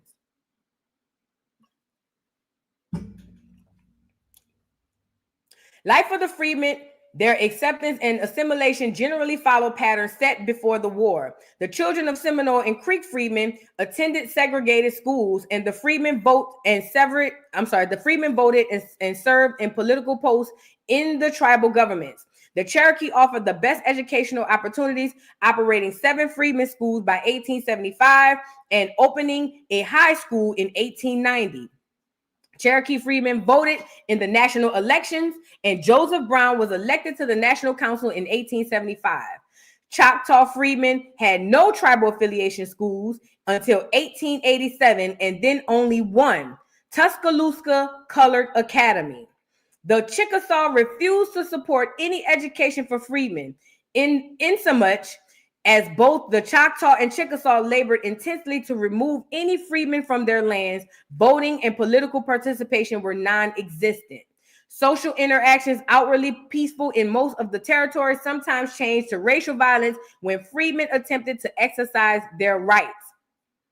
In the last 2 decades, Indian territory, Indians and freedmen faced complicated choices about citizenship and land ownership that ruptured in any remaining ties between the two. Both Cherokee and Creek freedmen waged lengthy challenges through the United States courts for their rightful share of the tribal monies gained in the land sales. Both cases were decided in favor of the freedmen. In 1879, Cherokee attorney Elias C. Boudinot publicized the possibility of occupying unassigned lands in the Indian Territory. This set off a rush of colonization schemes that included among them the Freedmen's Oklahoma Association, headed by J. Milton Turner and Hannibal C. Carter. Agitation for an all-black state gained an audience. Freedmen were adjoining states had slipped into the territory for years, intermarrying with Black Indian counterparts and homesteading illegally. But now the opening of the Indian lands to non-Indian settlement gained momentum, and both hundreds of migrants of Black and white. Railroad construction, mining operations, and economic development brought in hundreds more. The Indian freedmen initially resented the Black immigrants, called state Negroes. We're talking about Black immigrants. It says, fearing they would aggravate the already uneasy relationship with the Indians. It says racial solidarity grew. However, as Indians' hostility toward all African Americans increased under the influence of large numbers of white Southerners moving into the territory. That's what Martin was talking about when he said they gave them money to mechanize their farms and all that and land grant colleges. The General Allotment Act of 1887 created the Dawes Commission to bring about the dissolution of the tribal governments and the allotment of land to individual tribal members. The commission had no authority to override Indian governments, however, until the passage of the Curtis Act in 1898. The enrollment process became a nightmare of bureaucratic paperwork that placed the burden of proof of all tribal members on the applicants themselves. Mixed blood Black Indians were all enrolled as freedmen with no Indian blood. Now listen, half-breeds, freedmen with no Indian blood. When stalling tactics failed the Indian government, they used every measure at their disposal to limit the number of freedmen admitted to the rolls. Once again, the freedmen challenged the obstruction of their citizenship rights through the United States courts, and the litigation dragged on long after Oklahoma statehood. When the rolls closed in 1907, freedmen eligibility for land allotments numbered 23,415. Now, you know that's some bull. Oklahoma statehood brought new challenges for the African Americans who had been slaves of the Five Nations, but their history of citizens and their respective tribal groups represented a unique period in American race relations. So, all right. So basically what's going on here is, besides the $5 footlongs owning Indian slaves or Black slaves, they're marrying into these colonies and into these people, and they're taking the land through that. They're also taking the land through the government, through the Curtis Act that we went over, and through the Dawes and all that other stuff, right? And then the ones who got it were the very small, minute few, but they were giving it away to the clears. So they've been taking our land to this day. They still taking our land. And guess what? The half and halves, that part got me. They called them freedmen with no Indian blood. Listen, it's a lot going on. This is a lot. And I, for one, when I saw it, I was flabbergasted. I was like, okay, because I never understood how we got here. And it's much more complex than this, but this is kind of the gist of what was happening around that time, okay? Now, I want to go to this video. Y'all get the likes up on the video. Get the likes up on the video. I think I want to show y'all. Wait, let me see. Yeah, no, that's it. Get the likes up. So now we're freedmen. This is how we get to freedmen. When you hear people say we should go to freedmen, which I kind of agree. When you hear people talk about, oh, we should use the term freedmen, this is why. And this connects us really back to the Indian stuff. It really does. You cannot say you're a freedman and not acknowledge the Indian portion. Most people will acknowledge it, but they'll say, oh, no, we were still African, though. It's just that, we had some Indian blood. No. See, they made it seem like we came and integrated with the Indians or the Native Americans. The Native Americans came and mixed breed with us. It wasn't the other way around. We didn't come in trying to be with them people. Them people came as slaves and married into us because they understood what we had, okay? We just didn't understand. We thought we was in love, like duck, duck, goose, okay? Now, I want to get into this video by Dane. Shout out to Dane Calloway and his beautiful wife. Dane Calloway did a video about this a while ago. And I think this is very important to what we are doing. Let me go on YouTube and get it. Here it goes. This is extremely important to what we're doing right now and what we're talking about, because listen, y'all have to understand, this was a gradual process to us being labeled what we are now. And it's simply because they needed to continue to not only confuse us, they also needed to get us to a position where we don't know who the hell we is. Okay? And that's literally where we at. That's why we going back and forth with who we are. We Moors, we this, we that, we are. How about, you ever thought that if you go back further than the 1800s, we were all of it? Mankind in the world started here, not in Africa. Have anybody ever thought that all of those people, like they cosplaying today, are still cosplaying and taking on our identities? Just food for thought. Now, shout out to Dane and his beautiful wife, Tanisha Calloway. I love their content. He did this video called Untold Truth about why American Indians were labeled Black. We're not going to be able to get all of it, but we'll get as much as we can. Y'all get the likes up on the video and let's get into it. Whereas a person bears the opinion to debate its credibility or not. That's yet another form of belief. Whereas the truth is non-debatable due to its credibility of always making logical sense. This is why in today's society, most people don't even care about the truth. Why? Well, because to them, unfortunately, a lie is more entertaining. So now let's start with March 1st, 1790, when then President George Washington and Vice President John Adams, along with Speaker of the House Frederick Muhlenberg, signed the 1790 Census Act. According to the census itself, it states that the 1790 Census Act is a law that, quote, required that every household be visited, that completed census schedules be posted in two of the most public places within each jurisdiction, there to remain for the inspection of all concerned, and that the aggregate amount of each description of persons for every district be transmitted to the president. So let me point out that some households, not all, were visited by these individuals entitled as census enumerators, also known as census takers, who are technically federal government unsupervised employees who allegedly went from town to town, city to city, and door to door, deciding who was of what race and then documented the family they meet as such. So you mean to tell me that these census takers were provided instructions by way of the government to document and record the ethnic category of various family members based on their perception of the family when they visited? And their opinions were considered to be official historical records of information?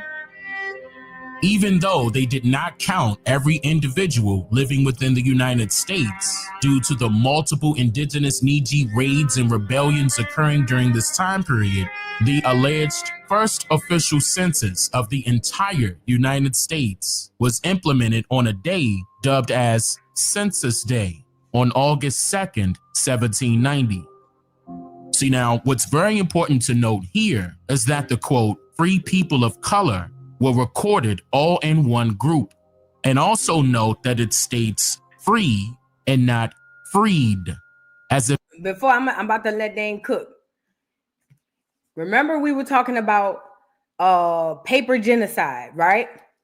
Before we could even get to the 1800s and all these acts and all these amendments and all that stuff, you have to understand the census was put in place to see who all was who. They wanted to know how many people were here. There was a thing called wild Indians. The wild Indians were the ones who didn't conform to the government, who didn't want to have nothing to do with these people. They labeled them as wild, and most of them didn't even get counted.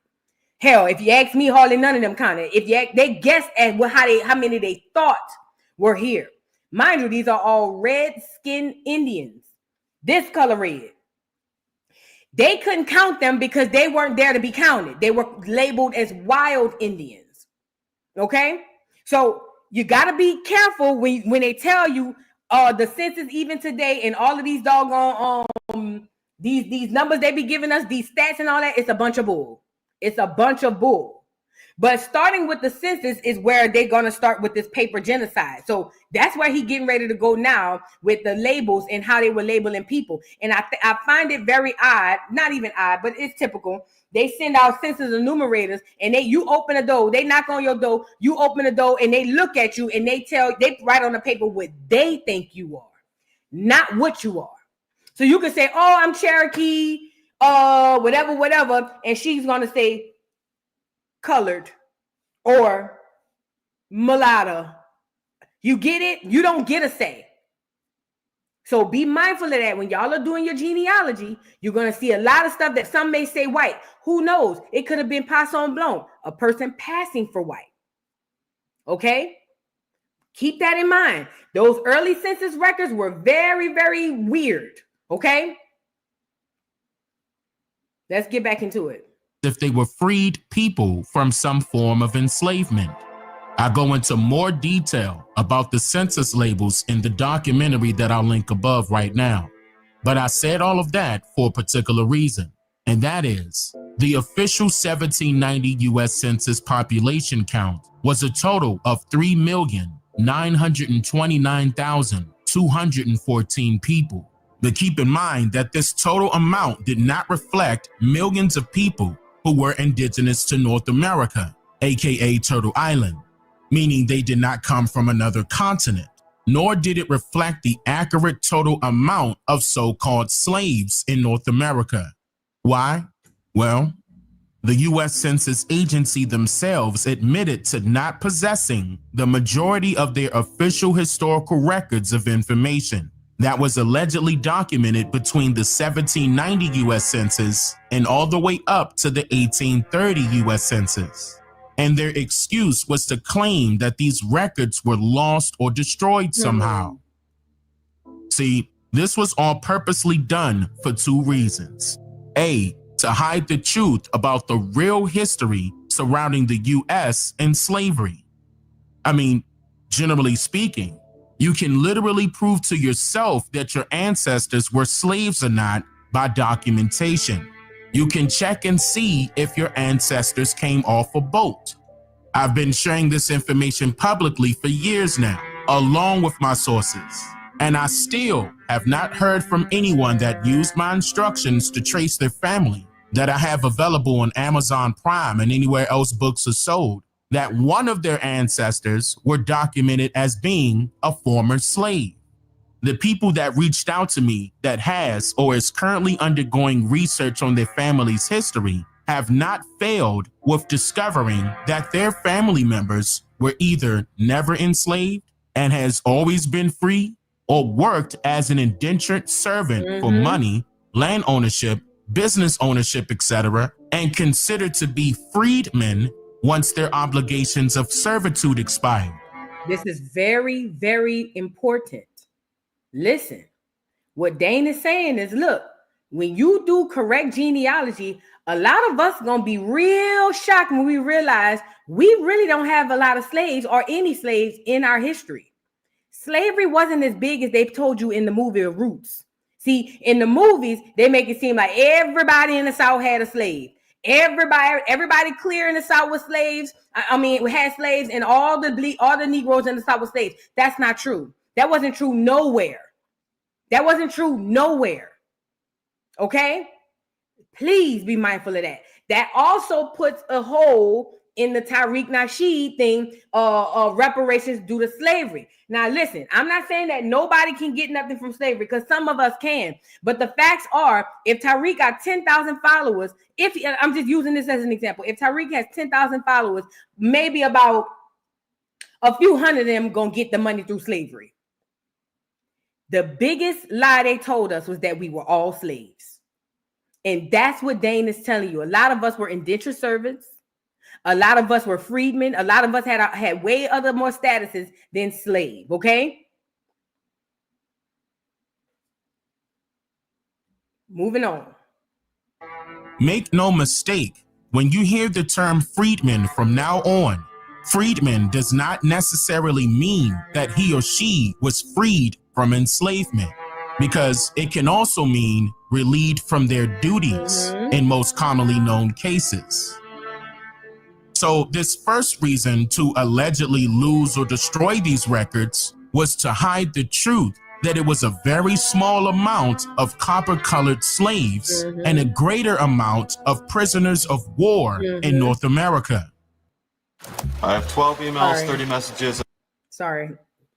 They ain't got to get paid, y'all. Second reason is B, to hide the truth about who are the real minority and majority in terms of the population count here in the United States of America. You better cook. Let me tell you why that's important. When they first did the first census and said they had a little over 3 million people, how they know if they couldn't even count everybody? That's cap. That's how they've been able to run with this lie that we the minority to this day. That's cap. That's cap. They've literally been able to run with that narrative that we are the minority. They know better. Oh, they know way better. They know better.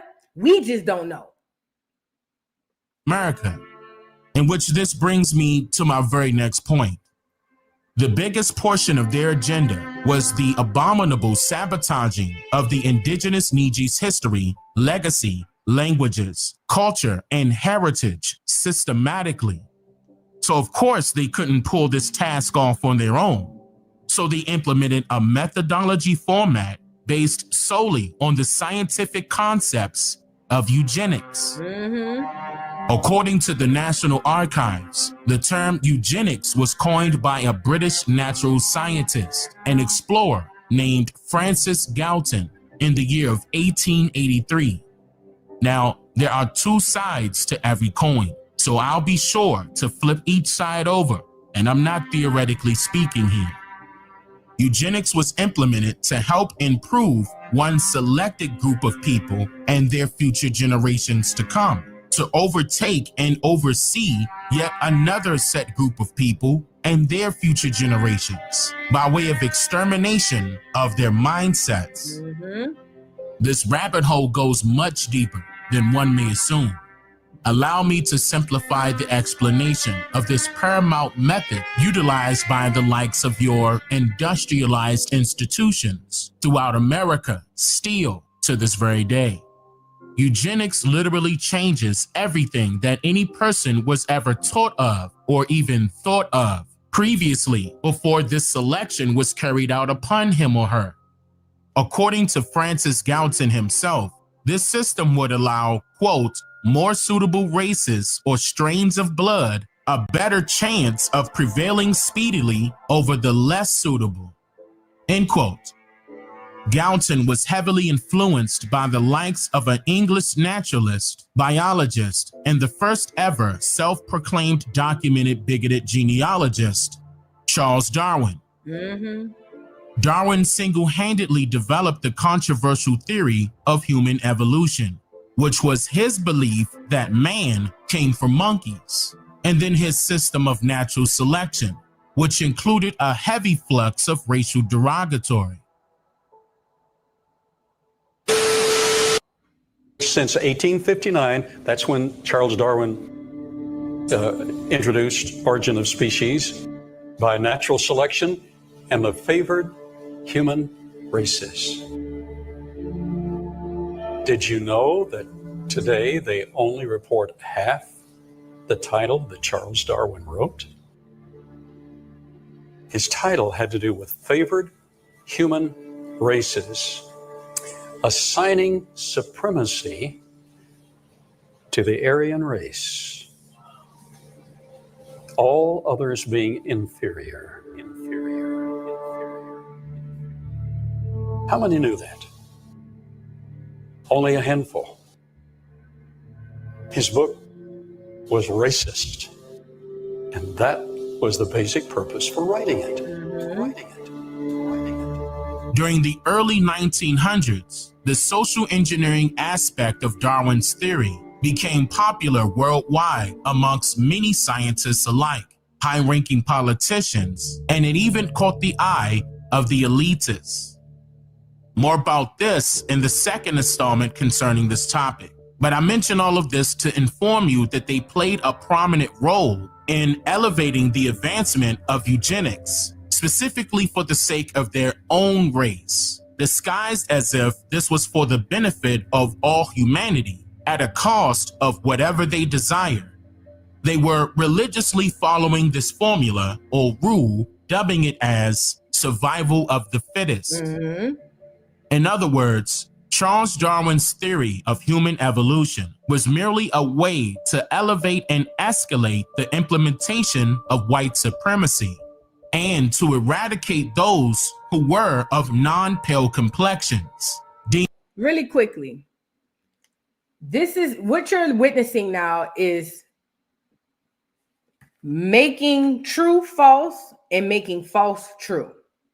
This eugenics movement that Charles Darwin came up with, the whole thing we coming from this one monkey Lucy and all of that stuff, and that the white race was the superior Aryan race.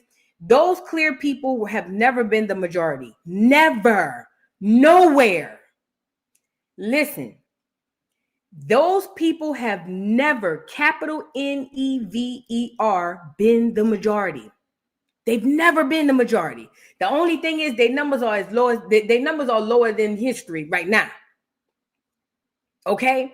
But in order to keep control of the masses, if you take over somebody's mindset, then you will forever have the control and the power. So what they did was they say, hey, we're going to be superior and we're going to indoctrinate them to make them think that they are inferior.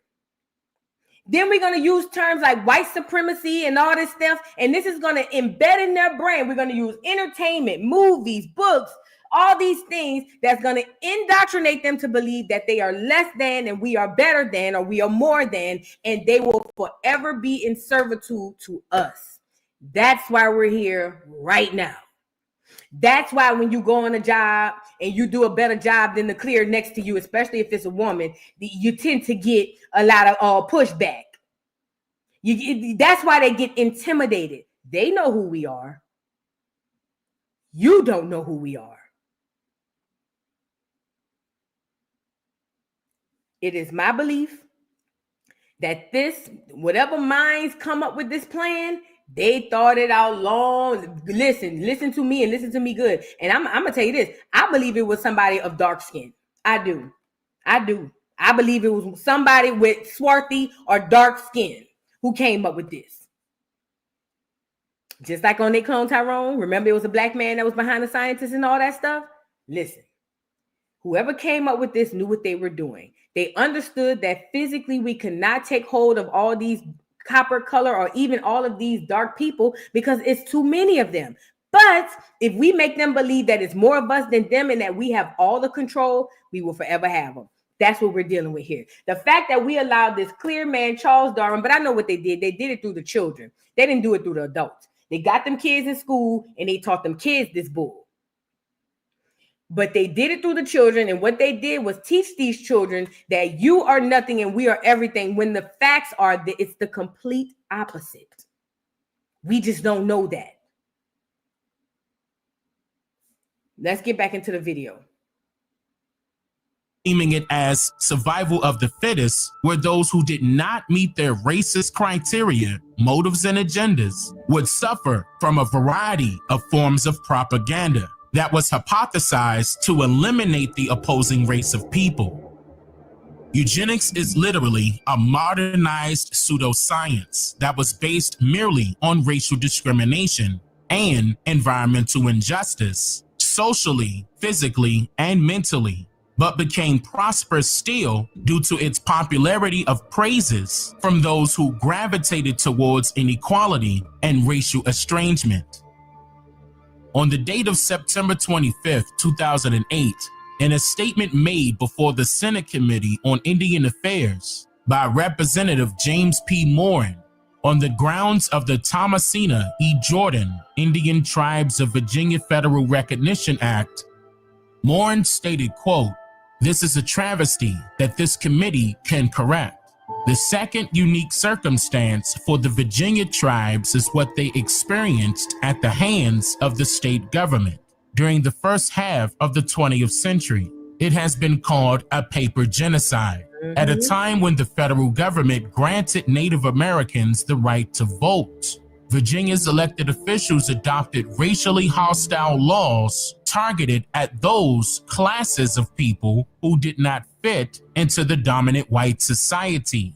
The fact that some of Virginia's ruling elite claimed to be blood descendants of Pocahontas, in their view, meant that no one else in Virginia can make a claim they were Native American and a descendant of Pocahontas's people. To do so would mean that Virginia's ruling elite were what they decreed all non-whites to be, part of the inferior Negroid race." Did y'all catch that? Layman terms, what he's saying is, listen, hey, them black people, he called them Native Americans. But remember, in the minds, they're Indians. People still get them mixed up to this day. What he's saying is, look, y'all messed over them niggas a long time ago, and y'all could really make it right. Y'all really can. But what's happening is y'all have taken the clear people and have them go take on their identity by claiming they have blood relative of, they are a blood relative of Pocahontas. That way, nobody with this color can say that they are too. Thus, putting us in an inferior place or in an inferior status, okay? And we become the Negroid race. Listen, That's what he's saying. They took our identity and called us Negroid, Negro. These are all names that these people come up with. Now, this clear right here is pretty honest. He might not have been a bad guy, but again, I don't trust it. But I'm just saying, okay. Yeah, let's get back into it. With great hypocrisy, Virginia's ruling elite pushed politics that culminated with the enactment of the Racial Integrity Act of 1924. This act directed state officials and zealots like Walter Plecker to destroy state and local courthouse records and reclassify in Orwellian fashion all non-whites as colored. It targeted Native Americans with a vengeance, denying Native Americans in Virginia their identity. To call he not talking about them $5 footlongs. Yourself a Native American in Virginia was to risk a jail sentence of up to 1 year. End quote. Now, in this statement, he used what he's saying. I don't know what I just did. I'll go back. Listen, what he's saying is what y'all did was took them people identity and then turned around and said if they were to ever say that they are the real people, that you would put them in jail. You literally just took their whole identity and said, hey, if I ever hear any of you niggas around here saying, because he's saying the word Native American, but what he's really saying is, let me get back to it. Yeah, it's right up here. What he's really meaning is the Indians, okay? He said, y'all took them people identity and denied them their own right to claim who they are. Y'all took their identity and denied them. That's what you did. That's what he's saying they did. He calling them out really. And said if they were to say that they were Indian or Native American, which we've never been Native American, that's them $5 footlongs. We are natives to America, but we've never been Native American. So drop that term right there. But most people get those two confused or they intertwine the two terms. What he's saying is if they were to tell anybody all the way up to the 1900s and in the mid 1900s that they were Native American or the true Indians, y'all would put them in jail. He said y'all down bad for that, is what he's saying. Sentence of up to 1 year, end quote. Now, in this statement, he used the term Native American, but the truth is that our identities were changed not from Native American, but from Indian to colored. And they were not only jailing people in Virginia for claiming their true identity, but they were also killing them by hanging them from a tree and in more ways than one that I won't mention. In each state across North America, the biggest bigoted, racist, white supremacist of them all was none other than Walter Ashby Plecker.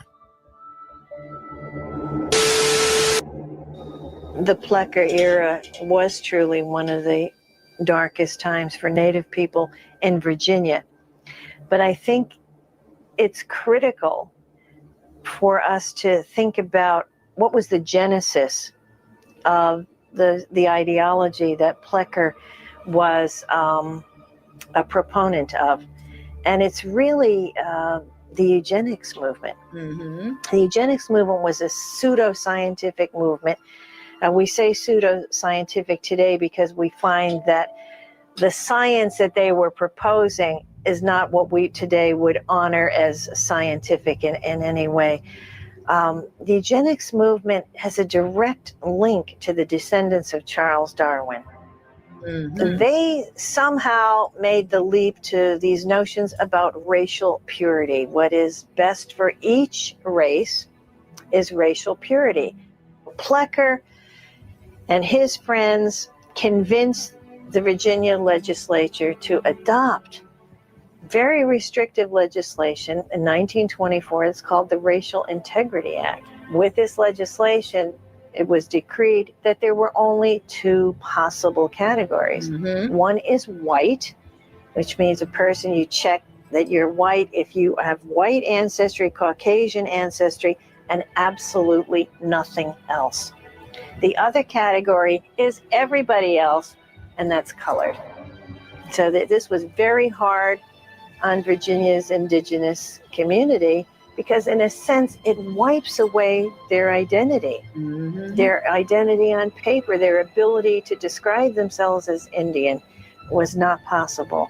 To describe themselves as Indian was not possible. You know, that's Margaret Sanger, La partner. The Planned Parenthood lady, that's her La partner. And you know who else is a eugenics today? You know who else is a eugenics person today?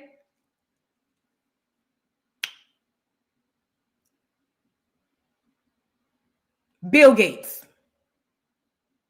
Let that sink in. Same ideology. Bill Gates. The person who was telling all the Negroes to take the jab. Bill Gates. This is the ideology of these folks. Okay? Keep that in mind. The eugenics is still around. The movement is still around. We still have Planned Parenthood, don't we? Wasn't Scamala just around here promoting women's rights for abortion? That's part of the eugenics movement. Oh, and it ain't just the clear people who in the eugenics movement, you know. Let that sink in. This shit ain't went nowhere. It's still here. Keep in mind that our elder family members' birth certificates were changed multiple times to state colored, Negro, mulatto, and now Black or African American as their classifications of racial identity by way of the federal government systematically. I'm not sure if Darwin was a Juice. I can find out though. Hold on. Y'all go get back to it. So the moral of this segment is that you have been lied to by your government, your president and politicians, your news media, your school teachers, college and university professors, your public school history curriculums, multiple out of Africa theory books, and even by the very people that share the same hue as you and I. And that's a whole nother story within itself. Now, I challenge each and every one of you to seriously research your mother or your grandmother or your great-grandmother's birth certificates right now. And if it has the letter C or COL dot or color and every other misclassified title of race created by the government that I just mentioned, then at that moment, you will know the absolute truth about who you really are.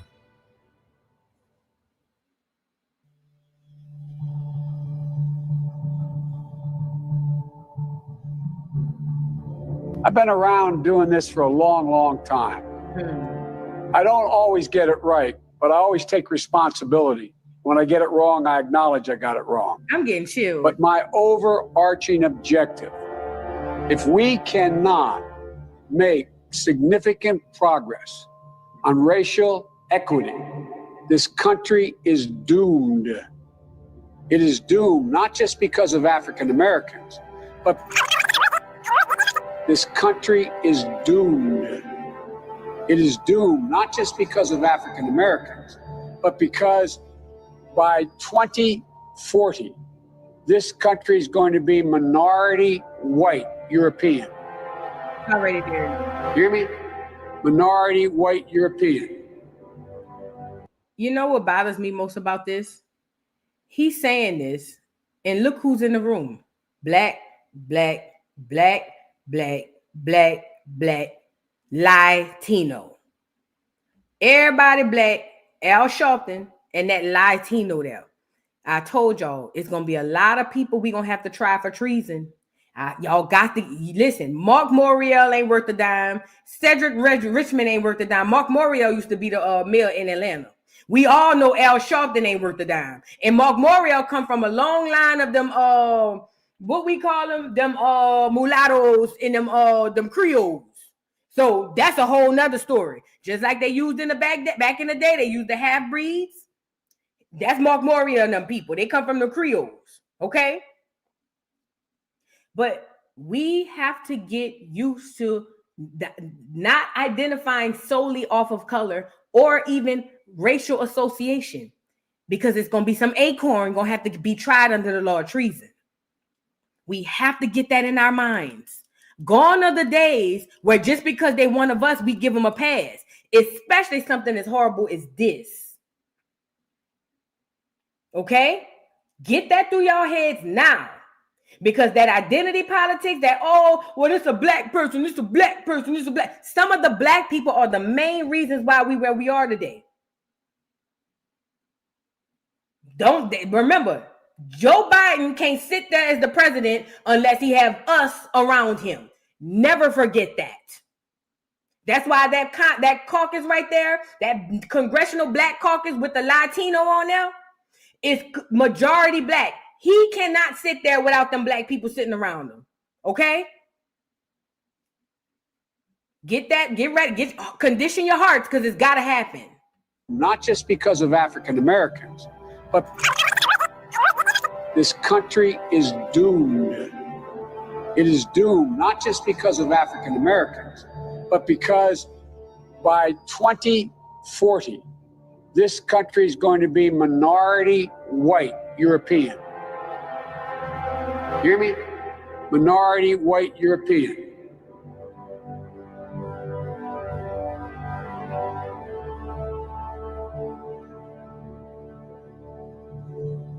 Those of you that say Black Lives Matter, I feel sorry for you. Do you really believe you have a black life? Do you want me to read to you the meaning of black? Who called you black? Shouldn't you have rejected that from the beginning? A contradiction, a bundle of contradiction. Black means the absence of color. Absence of color. Absence of good. Absence of light. Absence of direction. That's the meaning of black. Black is not a color. It is the absence of color. Don't you understand it? They keep laughing at you as you call yourself black. They keep laughing at you. Open any dictionary, find out the meaning of black, and tell me if you find anything good. And you are not black. No. You've got to change it. The same way Negro became a racial slur, black should be labeled a racial slur. When it is used in connection with you, black should be labeled a racial slur. When it is used in connection with you, black should be labeled a racial slur. That man spitting. Shout out to the brother.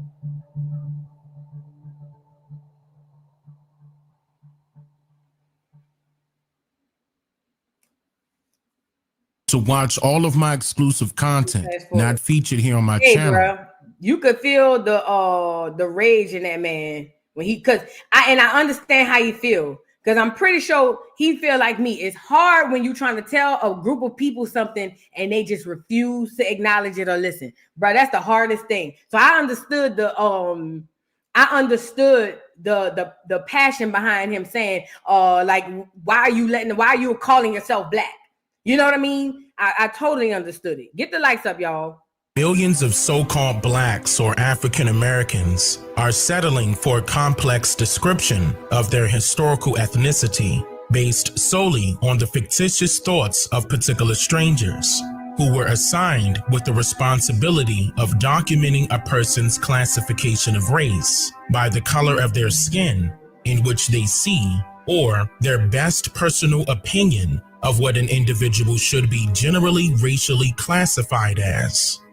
These particular individuals were entitled as census enumerators, also known as census takers, or the U.S. Marshals, who are federally government unsupervised employees that was said to have allegedly gone from town to town, city to city, and door to door, deciding who was of what race, and then documented the families they meet as such. Deborah Copeland, I forgot to tell you, thank you for the acorn charm. I got it. Thank you so much. I meant to tell you that. I'm so sorry. I'm glad I saw you comment.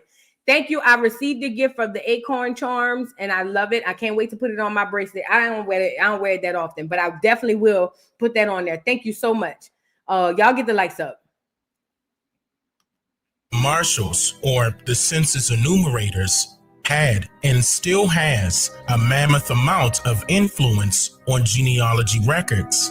In fact, what they informally documented on a sheet of paper was literally based on their individual opinions, and then later deemed as official records that were sacrosanct, leading to hundreds of years of whatever the census takers' ideas of race were officially credited as historical facts of information. So, in simpler terms, these census takers were provided strict instructions by the government to record the ethnic category of various family members based on their perception of the family when they visited. So if you are attempting to find and interpret data about your family's history, these results can be confusing, especially if in one census your family has been recorded under the category all other free persons or slaves, and then free persons of color, then mulatto, and even black. During the earlier years of census taking, there were no categories for Indian at all, while in later census records, Indians were recorded all in one categoric group known as free people of color. Most census of today are mysteriously skipping the classification of race altogether, meaning that this particular portion of a birth certificate, for example, is purposely left blank, but only for people ranging from light to dark brown skin complexions. In part 1 of this segment, I shared congressional records uncommonly known by the public that details the truth about census records and why the choice of your family's classification of race was solely up to the individual census. Who had a baby recently? Did they leave the race blank on your birth certificate of your baby? Because I know mine say African American. I want to say my daughters say African American, but I would have to check.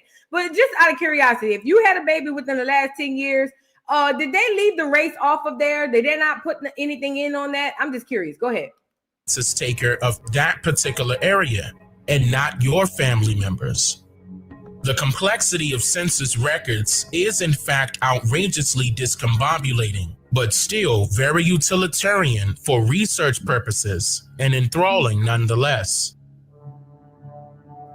During the early half of the year 1790, Congress assigned full responsibility of census taking to the marshals of the U.S. judicial districts under an act that governed census taking through the years 1790 to 1840. It was then called the 1790 Census Act, having been signed by then President George Washington, Vice President John Adams, and the Speaker of the House, Frederick Muhlenberg, on March 1st, 1790. During this time period, there were many open political debates about who should be counted, and they also struggled with the idea of allowing indentured servants to be counted equally as the same as free whites. There was an economic structure already in place to this entire governmental construct that was not limited to taxation only, which sparked the debate with Northerners wanting slaves or indentured servants to be counted as equivalent of free whites, as the Southerners did not. Eventually, there was a compromise established, and August 2nd, 1790 marked the date of the official census day. According to the Census Bureau, the 1790 law required that, quote, every household be visited, that completed census schedules be posted in 2 of the most public places within each jurisdiction, there to remain for the inspection of all concerned, and that the aggregate amount of each description of persons for every district be transmitted to the president. Census enumerators were required to record a total of 6 inquiries in the 1790 census, calling for the names of the heads of each household and the number of persons in each household of the following descriptions: free white males 16 years and older, free white males under 16 years old, free white females, all other free, and slaves. The marshals, or census enumerators, were instructed to identify free white males by age brackets. It was noted that this tactic was designed to determine the country's industrial and military capabilities. And whoever refused to answer the the enumerators' questions, were assessed a hefty fine of $25 at that time. Under the general direction of the Secretary of State, Thomas Jefferson, the marshals took the census in the original 13 states, plus the districts of Kentucky, Maine, Vermont, and Tennessee. Both George Washington and Thomas Jefferson expressed skepticism over the final count, expecting a number that exceeded the 3.9 million inhabitants counted during the close of the 1790 census. So I must ask, what number did George Washington and Thomas Jefferson expect to see at the end of taking the 1790 census?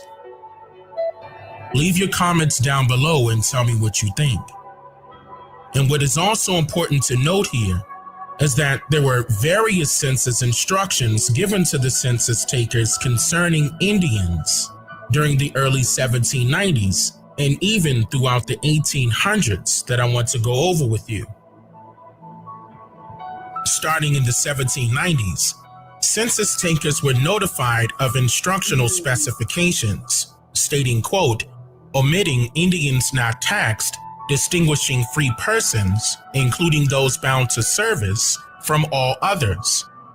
During the year 1800, these instructions were slightly adjusted, stating that Indians living off of reservations and not wild should be recorded in the all other free persons column of the census form. Now, remember, this is what we're talking about right now.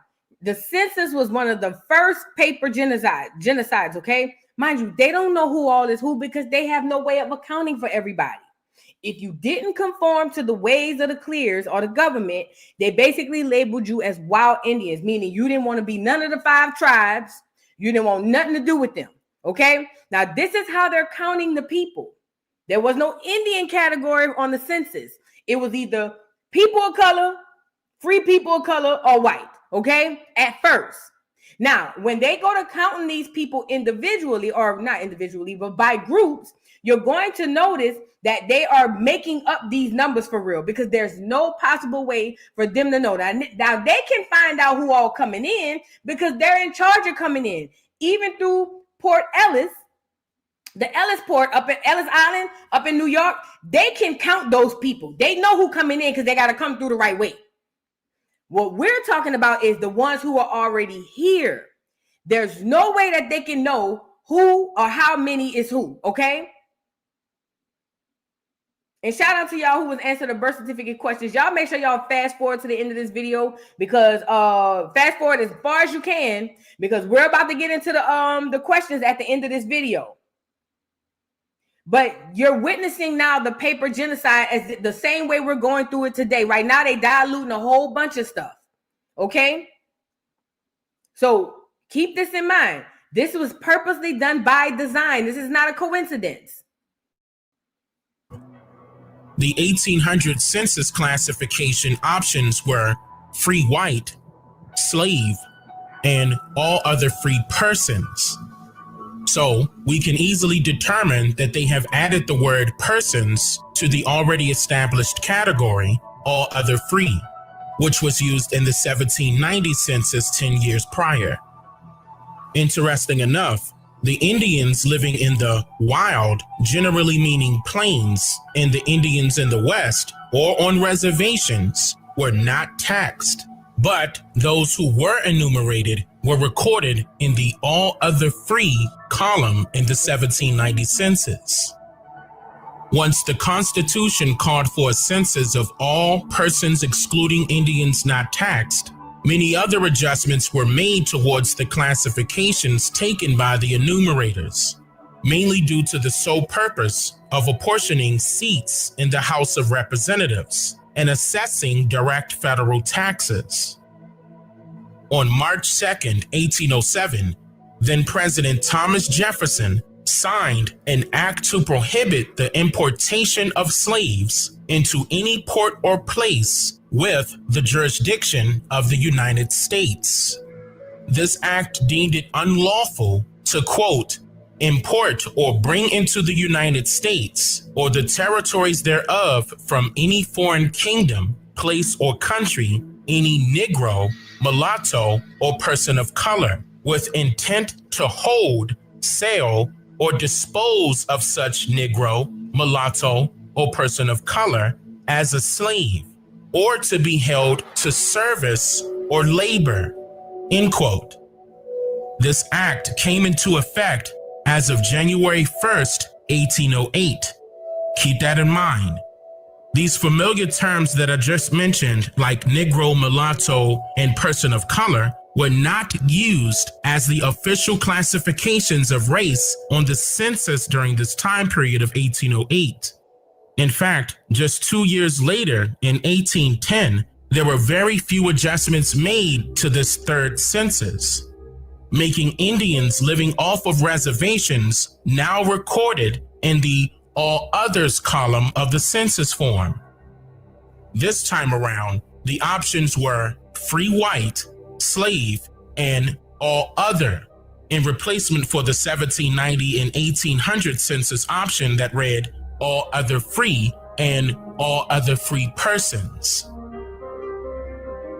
Soon after that, the War of 1812 made American history. It was a war declared by then President James Madison because of the discovery of Great Britain supporting many Indians with rebelling against white settlers squatting in America. Are y'all picking up that these depictions are depictions of Black Brits?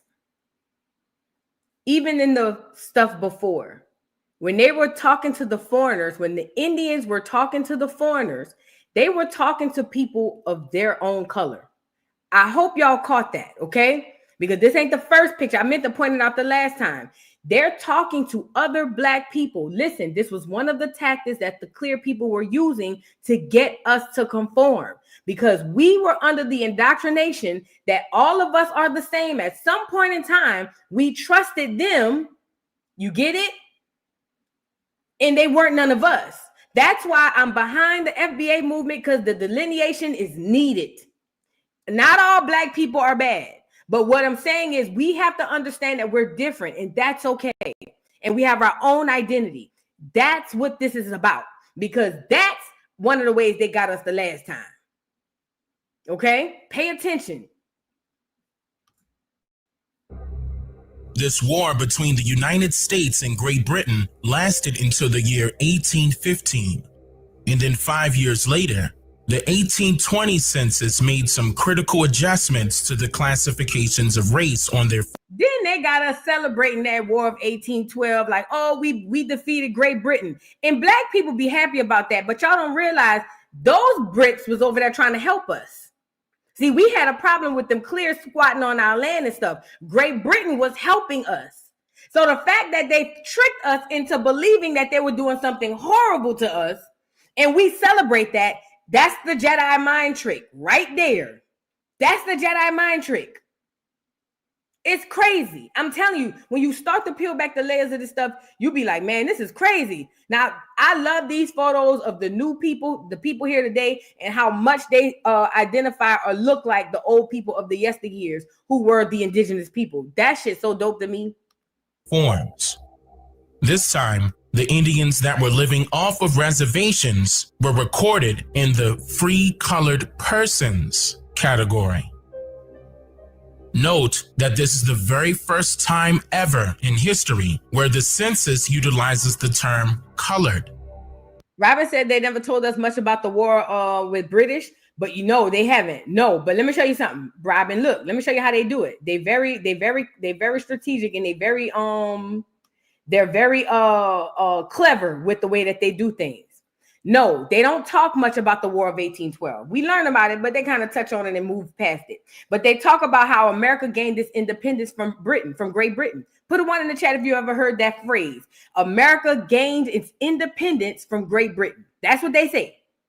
That's what they say. America gained its independence from Great Britain. Now, to the person who knows nothing, like myself in the past, that was a good thing. Like, oh snap, we not under Great Britain law. This is great. Whole T, it was something other than what they said. So they don't go into the War of 1812 per se. They like to play it little coy and little cute, like, oh yeah, we had to fight Great Britain and we won that fight because they wanted us under the Britain rule. That's how they play it. That's how they play it, just like that. They very cunning with the way they do stuff. And other options included on the form were free whites, slaves, and then all others, except Indians not taxed. So, generally speaking, the phrase Indians not taxed is referring to the Indians living on reservations under the aid and care of government agencies or roaming individuals or in bands over settled tracts of the country. But need I remind you that according to the 1828 Webster's English Language Dictionary, which was 8 years after the census, the noun American is defined as a native of America, originally applied to the Aboriginals or copper-colored races found here by the Europeans, but now applied to the descendants of Europeans born in America. Then, the very next year, on March 4th, basically, we were labeled, we were known as the Americans until they came in and took it from us, took that label from us. I got the picture right here. We were the first true Americans. We were the natives of America. I got the photo right here. Hold on. Then they took that label away from us and gave it to the clear people who are born here through immigration. Okay? Please don't let that go over your head. The first American were us. Then they took that from us and gave it to the foreigners. Okay? I just want to show y'all that. That's what he's talking about when he said, when he read the definition, it said at first it was the natives of America, copper-colored people. Then it went to the people who were born here, the clear people who were born here. I just want to add that in.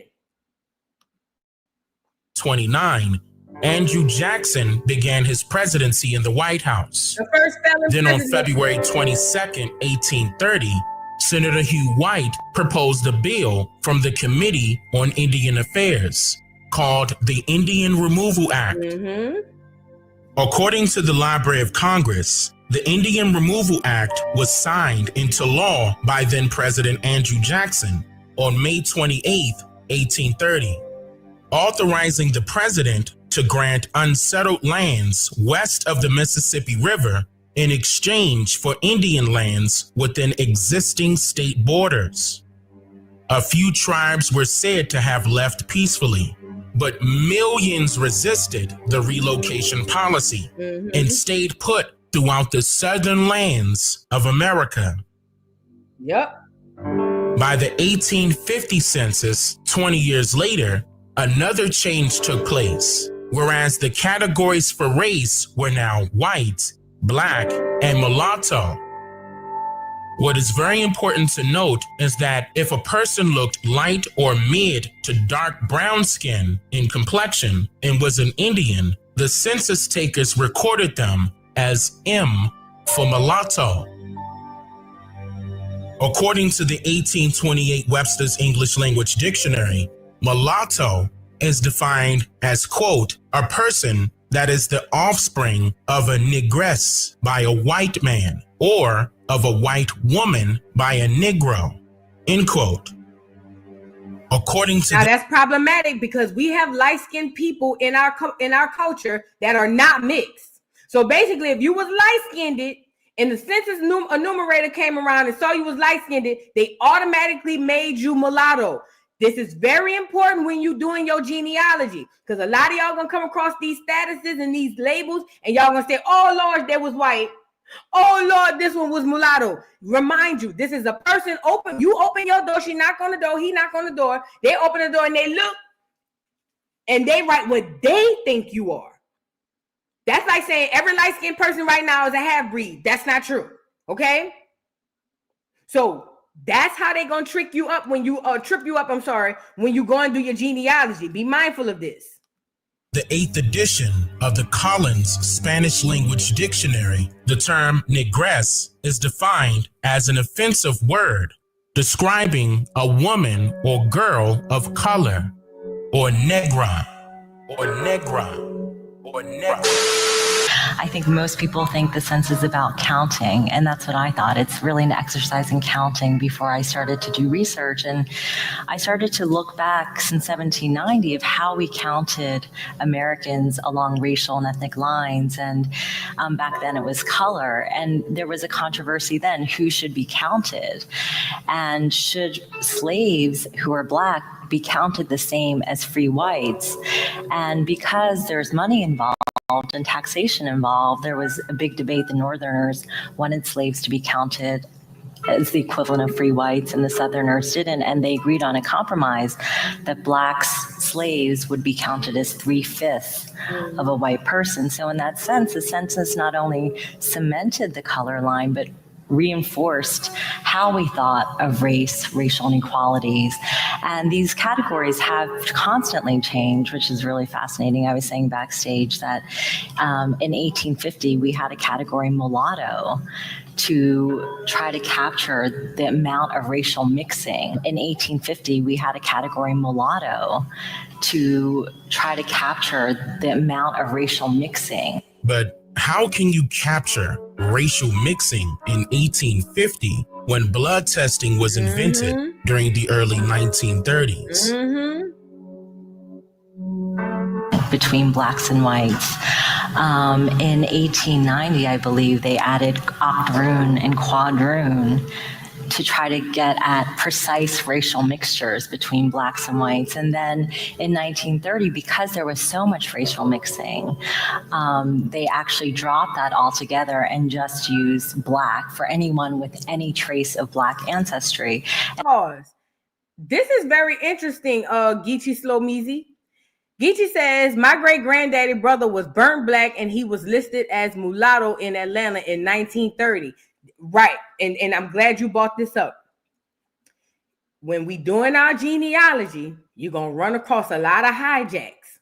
Don't get caught up on the semantics, like stuff. You know, I'm not saying don't go research it. Obviously, research it. But there's going to be a lot of hiccups, and that's done on purpose. When y'all doing y'all genealogy, it's best if you can find out if y'all have some type of family burial plot or some type of family grave or something like that, because you can get most of your answers going to be down at the grave house, okay? However, what they did was on purpose, mix some stuff up because they knew that this day would come. They knew that this day would come where we would go back and try to research this stuff, okay? So keep that in mind. It's going to be a lot of stuff you see on these censuses. You're going to be like, oh, snap. My great-granddaddy was this, that, and the third, and it may not be that.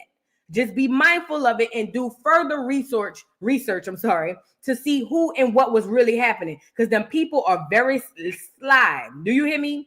Now, to the lady, what the lady is saying is, they basically were saying anybody with any touch or tip of color was labeled as Black. Anybody. Ain't that right, Robin? Their long game is sick and diabolical. That don't even describe it. Do you hear me? Do you hear me? I'm telling you. That's crazy. And hence this idea of the one-drop rule. I want to rewind that. Why? Because we still living under that weird-ass damn rule right now to this day. Soon as somebody sees they got one drop of rules, they got one drop of blood, so they Black. That's not true. Listen to what the soy milk lady is saying. She's spitting right here. Listen to what she's saying. Remember, this is all under this eugenics, this white supremacy. All of this stuff is happening under this, and we have adopted it. In 2024, we still have the same mindset, and I cannot understand it. Check it out. Between Blacks and whites. In 1890, I believe, they added octoroon and quadroon to try to get at precise racial mixtures between blacks and whites. And then in 1930, because there was so much racial mixing, they actually dropped that altogether and just used black for anyone with any trace of black ancestry. And hence this idea of the one drop rule. So they say anybody with an ounce of black in them, you black. And to this day, we still believe that shit. You can't make this up. So why is it a one-drop rule instead of being an actual proven fact?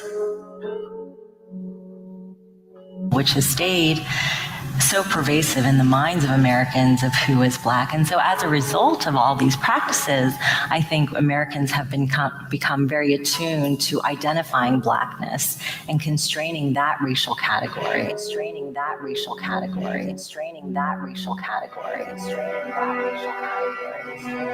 In the instructions for the enumerators in the 1890 census, when it comes to color, sex, and age, the enumerators were instructed to be, quote, particularly careful to distinguish between blacks, mulattoes, quadroons, and octoroons. The word black should be used to describe those persons who have 3/4 or more black blood. Mulatto, those persons who have from 3/8 to 5/8 black blood. Quadroon, those persons who have 1/4 black blood, and octoroon, those persons who have 1/8 or any trace of black blood. End quote. This sounds a bit confusing to you, right? The US government created separate freedmen's lists specifically designed to rule out all copper-colored Indians from receiving any newly established benefits and land allotments that they were entitled to. The US government listed all full-blooded American Indians as black or colored as their classification of race documented inside of the 1900 census, while simultaneously, white US citizens were allowed to become identified as Indians by simply paying the Dawes Commission a whopping total of just $5 for each white adult and child to be listed on the Dawes rolls, replacing those people that were initially on the forms during this time period. So now, from the late 1880s to April 1st, 1902, which is known as April Fool's Day, public notices were passed around detailing that other claimants can legally make their cases for freedmen enrollment. However, this motion single-handedly allowed white citizens the rights to legally cede Indian lands, reparations, plus the optimized benefits having been set in stone previously for the people now classified as black. Now, jumping over to the 1930 census, it gave special instructions to the census takers, stating, quote, Negroes, persons of mixed white and Negro blood, should be returned as a Negro, no matter how small the percentage of Negro blood. Both black and mulatto persons are to be returned as Negroes, without distinction. A person of mixed Indian and Negro blood should be returned a Negro, unless the Indian blood predominates and the status as an Indian is generally accepted in the community. And then it goes on to say, quote, Indians, a person of mixed white and Indian blood, should be returned as Indian, except where the percentage of Indian blood is very small or where he is regarded as a white person by those in the community where he lives, end quote. So in other words, according to these enumerator instructions, whites have the power to choose whatever he or she wants to be. So if a white male or female lives amongst the Indians, then he or she can consider themselves as Indians. See? But if he or she just so happens to move into a predominantly white neighborhood, then he or she could consider themselves as white on the census. Yes.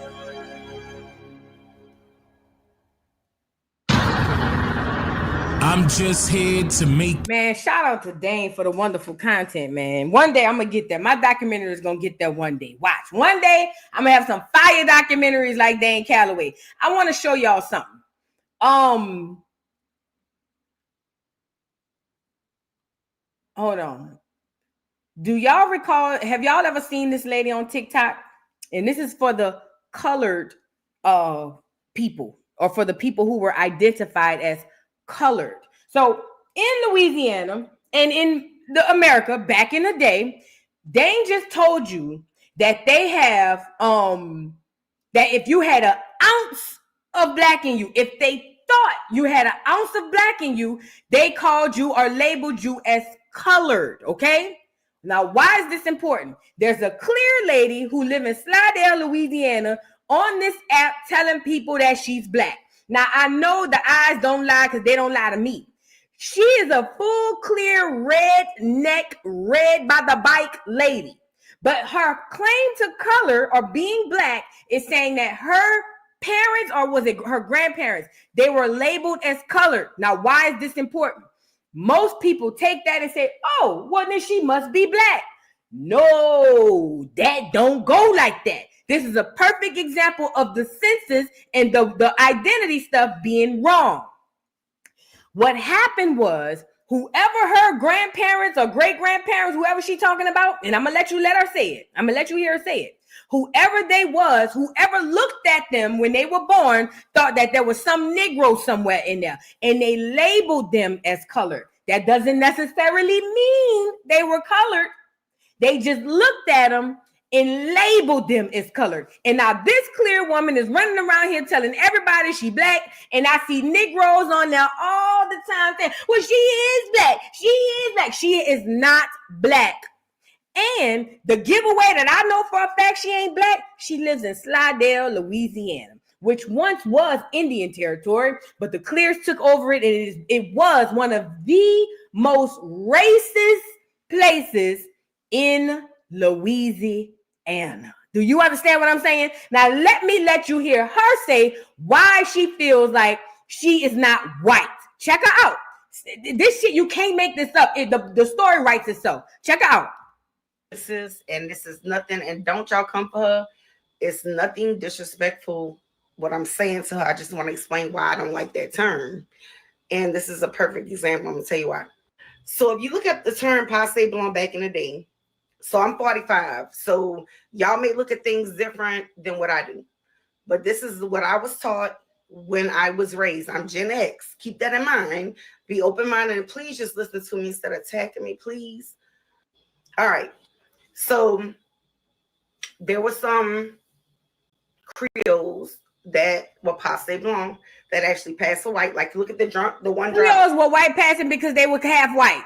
I just want to say that. Or 2/3 white, or maybe, you know what I mean? It was a lot of clear in them. That's why they're white passing. Let's keep that in mind. Rule book. That's my cousin. You know, he moved away and actually passed for white. So he actually did that. That was a thing.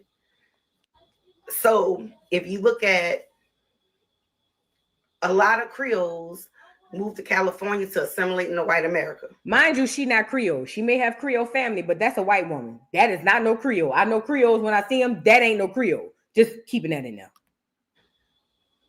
Parts of my family say they didn't do that. But I also want to say it broke up families. Hear what I'm telling you. So sometimes you have a family like my family that are different colors, like a bouquet of roses, like the girl saying in the video that I posted. So you may have a sibling that's darker than the other sibling, but one that could actually pass for white. And if they didn't want to stay and endure what their people was enduring, they got up and left their family behind. Clear people don't have that. Only Black Americans. Clear people don't have that. Only Black Americans. We are the only people, we are the only women on the face of this earth that can produce every single color in the damn existence. She lying. Now, I'm not saying she ain't got no octoroons, no quadroons, and no Creoles in her family, but that ain't this, and this ain't that. She is a white woman, okay? She is a white woman. My black ass could produce a baby as fair as her ass, but her mammy can't. Do not let that go over your head, please.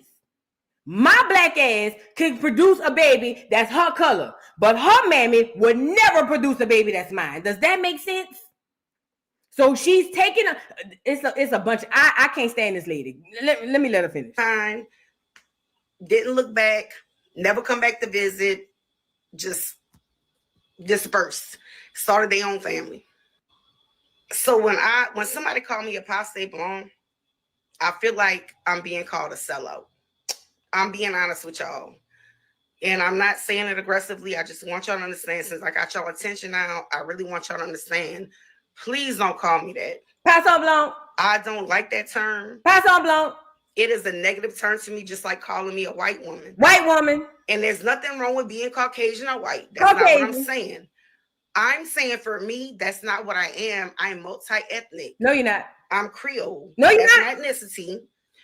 But I grew up knowing my race was black. No, you didn't. That's how I was raised. That's how the government has us on. Not in Slidell. Now she about to talk about what the government put her down to as. Now, remind you, Dane just told you. Dane said, if they thought you had an ounce of Negro in you, they labeled you as colored. She about to go into why she feel like she's colored. She's not white. Look. Was raised. That's how the government has us on, on paper and everything. So I digress on that. I do have family members that moved to California that live and work as white. I've been telling y'all this. You think I could go visit them even though I look like this? No, because of the way I talk. And that's really messed up. So I'm trying to be open-minded because y'all are receiving me now and y'all are really hearing me. I don't like that term. I didn't even like the term when y'all call me white presenting because I didn't think I was white presenting because I felt like I have some black features. Yeah. All right, that's enough. That's enough. That's enough. That's enough. That's enough. That's enough. That's enough. What is the point I'm making here? Paperwork ain't necessarily true. Just like you can go do your genealogy and you can see on one of your ancestors, oh snap, this person was white. Whole T they wasn't. Maybe they were white passing. Who knows? Oh, this person was mulatto. Maybe they was just light-skinned. You see what I'm saying? This is the point I'm making. That documentation was there to confuse, and it still works to this day. I believe that this lady really believes that she is a person of color. I do. I believe that this lady believes she's a real person of color. But this is how I knew she wasn't. One day she sat outside on that porch, and that sun started beaming. And when I tell you her chest turned orange like a goddamn fruit, I said, oh, yeah, girl. Yeah. Listen, these are the facts. That census is there. It's going to be a bit confusing. Use it as a source, not the source, okay? It's very confusing, and it's got people in 2024 still confused. Now, most people aren't educated on the Creole history. My grandmother on my dad's side would be labeled as a Creole, okay? And that's only because her mother was a biracial. No, her father, was a biracial person. They were mixed with French and Indian. That person was a part of the Cherokee tribe, and my great-great-grandmother, who was of the Chokee tribe, said that he was a fake Indian. He wasn't a real Indian because he had that French blood in him. That's the story my daddy done told me over and over and over again. Okay? So you can't just go by skin color. You have to go by actual science. You can't just go by skin color, okay? Y'all fast forward the video to the end. We about to do the questions. But why is this important? We talked about other ways that we went through paper genocide. Hopefully you can take away from this video, how did we get here as far as our identity, okay? Now, what Dane touched on was the census. See, I touched on a lot of amendments, acts, and all these other situations, but the census was a driving force in the paper genocide. Walter Plecker, all these other people, Andrew Jackson, all of these people, L. Baum, all of these people played a part in the paper genocide. So it makes it looks like we're number one, a minority, and we've never been. Number two, it gives us a false identity. That's why we running around here telling everybody we black, bliggity, black, black, black, black, black. Whole time, no other people on the face of this earth identifies with a color except us, and none of us has caught on to that. Well, most of us haven't. Okay. But what I'm saying is we have to be mindful of the long-term process to get us here. Whoever came up with this plan thought 1,000 years damn near down the line. Okay. Whoever came up with this plan was thinking at least 500 years to 1,000 years down the line. They mapped this ish out. Do you understand me? And it has worked flawlessly. Now, the problem is the time is up. You ain't going to be able to hold on to it because, I mean, the people are awakening. Okay? That's what this is about. Okay? Now, this is what we're going to do. Hold on.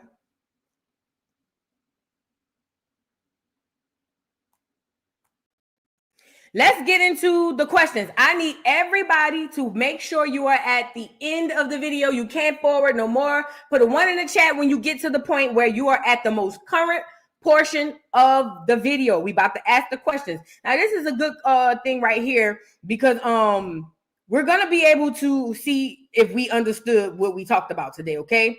Put a 1 in the chat, y'all. If you are at the farmost end of the video, we are doing the Q&A. The prize is a $50 gift card, or not gift card, but $50 used on Amazon. You can create a gift card or a gift registry. You make your registry. I will purchase the registry. You will have to contact Miss Parker. She's going to walk you through everything that you need to know. You have to have your card set up by Sunday. Monday, you did, okay? Sunday is the last day.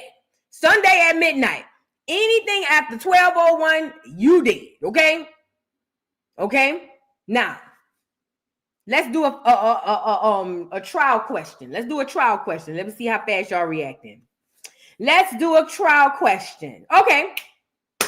Let's go here. There's the 13th, 14th, and 15th Amendment. All you have to do is put in a number. All you have to do is put in the number. You don't have to do all that typing, just the number. Remember, the numbers we're working with is 13, 14, and 15, okay? Which amendment granted citizenship? Put it in the chat. Which amendment granted citizenship? Put it in the chat.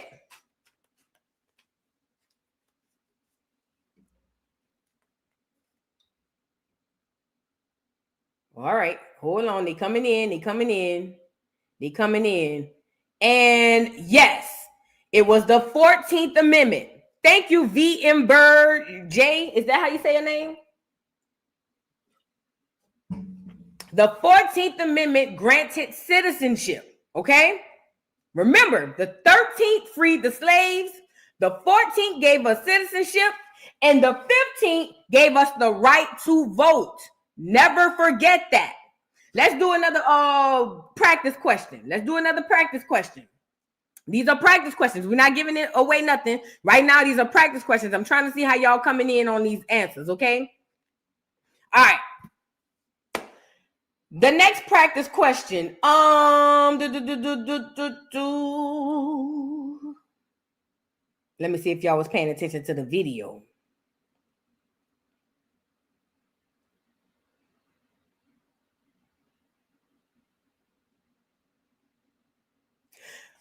What Indians were labeled as mulatto? Now, y'all should get this one. What were the color of the Indians that were labeled as mulatto? What Indians were labeled mulatto? This is the second practice question, and then we're going to go right into the actual two questions.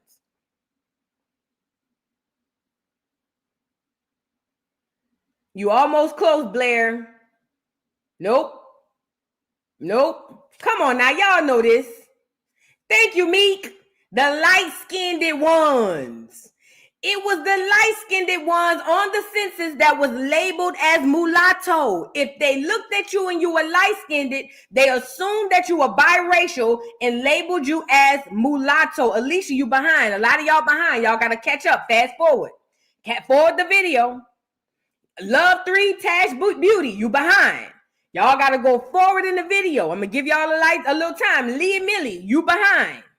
Y'all got to go further in the video. Hit the forward as much as you can. Okay? So, the mulattoes, when they were going around with the census enumerators, if they knocked on your door and you was light-skinned, they assumed that you were biracial or had some sort of biracialness going into you, quadroon, octoroon, whatever it was, and they called you a mulatto. Thank you so much, Meek. Thank you. Now, y'all ready? Put a 2 in the chat when y'all ready. Are y'all ready? Put a 2 in the chat when y'all are ready, because I'm ready to ask these questions, girl. We only got 2 questions, okay?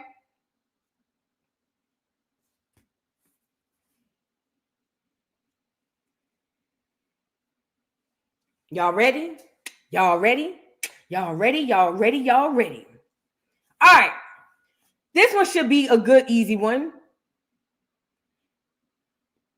Ish, okay? Now we have the Dawes Act and the Curtis Act. Those are your 2 answers. Which act break up the reservation land and divided it up by the individuals? Which act broke up reservations and tribes and divided the land into individual people? It's between the Dawes Act and the Curtis Act. Nope, there you go. No, somebody answered it before you. Hold on. Somebody answered it before you. I got to be fair. Hold on. Yep, the official Will Sear. Congratulations, Fat. You got it. Yes, it was the Dawes Act who broke up the reservations and the tribes and divided the land by individuals. So this is what happened. What they did was they said, hey, reservations owned large plots of land, and the people who governed those reservations were the ones who were in charge of giving out land and making sure everybody had their parts. America, the government came in and said, we're not doing that. Now we're going to break up the reservations and we're going to give you guys land individually. That was one of the first ways they were able to take away our tribal recognition, okay? The official Will Sear. Please hit up Miss Parker. Miss Parker, did you put your thing in the chat so the girls can hit you up? Is Miss Parker in the chat? I don't know if Miss Parker put it. Miss Parker, put your email in the chat so I can pin it to the top of the chat, and the girls or the people can go ahead and contact you so that they can get their prize, their $50. Okay. You put it in again for me, please. I'm sorry, Miss Parker. Put it in again for me, please. I'm sorry. My apologies. So yes, it was the Dawes Act. That's where your Dawes Commission and your Dawes Roll come from. Okay, now that's the act that basically divided the reservation. They that did away with the reservations and the tribes and said you are going to be now individuals, and they gave people land according to such. Okay, let's move on to the next question. I'm trying to wait for Miss Parker to put that email in the chat so it can be to the top. And we can go from there. Miss Parker, please let me know when you put that email in there so I can pin it. There you go. Here go the email right here. Oh shit, this is wrong. I gotta do it from the phone. Oh, I can do it from here. I can do it from here. Hold on.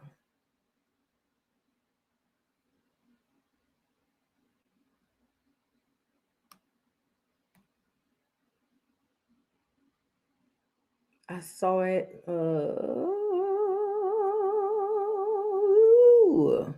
Where's that, girl? I know it ain't that many people commenting. Hold on.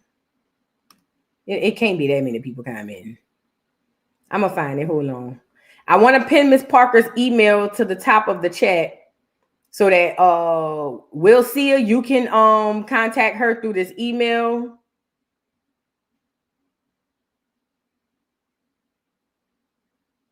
Did I miss it? I hope not. Miss Parker, put it in one more time, please. I'm sorry. Put it in one more time. Please, please, please, please, please. Put it in one more time. I missed it. I can't find it. Because this right here, I see it. It's right under Tom Washington's comment. Hold on.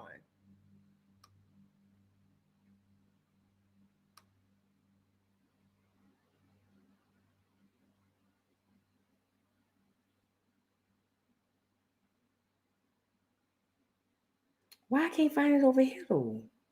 Put it in one more time, Miss Parker, please, if you can.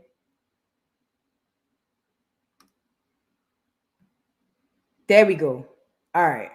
Hold on. Damn it, this chat. Why the chat started going fast all of a sudden? Hold on. I think this computer behind. That's the only thing I can say. All right, here we go. Let me pin this to the top. We'll see you. Please go to this email, and this is where you can collect your winners, okay? All right. To the final question and the final winner. You guys, y'all like the video, please get the, well, I think they said that I got enough likes, so get the likes up on the video. All right, bet. To the final question.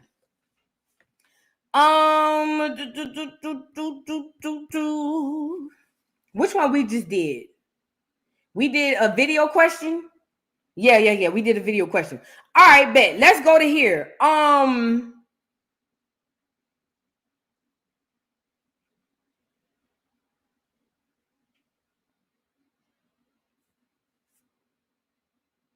This one gonna be hard. They say a doll's question. Okay, let's do. Okay. American Africans say the N-word. Do you think American Africans say the N-word? Now they do in 2024 in America, not over there, probably not as much. All right.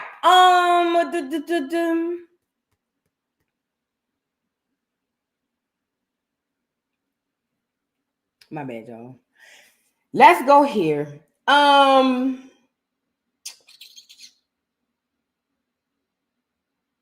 Y'all want a hard question? Okay, Armand said challenge us. All right, bet. Say less. Let's go with this. In 1800, the census had only 2 categories. What were they? In 1800, the census had only 2 categories. What is it?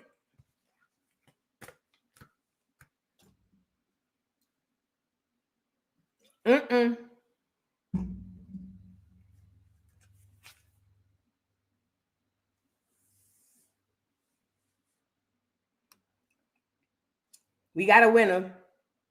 Hold on. We found one. We found the winner. I got to get it. Hold on. Let me get you up here, Fat. You're close enough. You're close enough. It was free whites and all others. In 1800, the census had 2 categories. Free whites and all others. That's it. All other free persons, but all others. So yeah, that's it. Talanda, you are the second winner of the Q&A. Shout out to everybody in the building, man. Shout out to Talanda. Reach out to Miss Parker for your $50 Instagram thing. Shout out, reach out to Miss Parker for your $50 Amazon gift for the children. Shout out to everybody in the building, y'all. I really enjoyed this live. We are at 3 hours. Ain't that crazy? But I really enjoyed this live. I love that we're learning something together, and I love that we have this camaraderie amongst each other. This is dope. We'll be back next Friday. I want to start doing at least one on the morning jokes. One giveaway on the morning jokes to see if people are paying attention. I might pop one on y'all, like a pop quiz. Who knows? Just pull up to the morning jokes. With that being said, love y'all down to the ground. I gotta get off of here. I'm about to Joe Shaw up out of here. Miss T Black say I'm just getting here. Girl, you gotta come back next week or come through the morning jokes. One of these days, I'm gonna do a Q&A on the morning jokes. I'm gonna do a giveaway there. All right, because I have a much larger crowd. That's going to be harder to consume. But anyway, love y'all down to the ground. Thank you, everybody, for being here. I will see y'all later. I hope y'all have a wonderful Friday. I'll see y'all in the morning for some gossip down at the dollhouse, okay? Peace, y'all. Love y'all.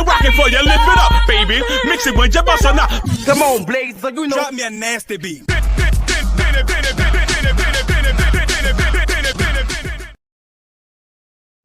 Mr. Carroll,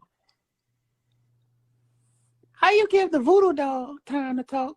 I don't get no fucking time to talk. Who the voodoo doll is? The nigga you just had up here.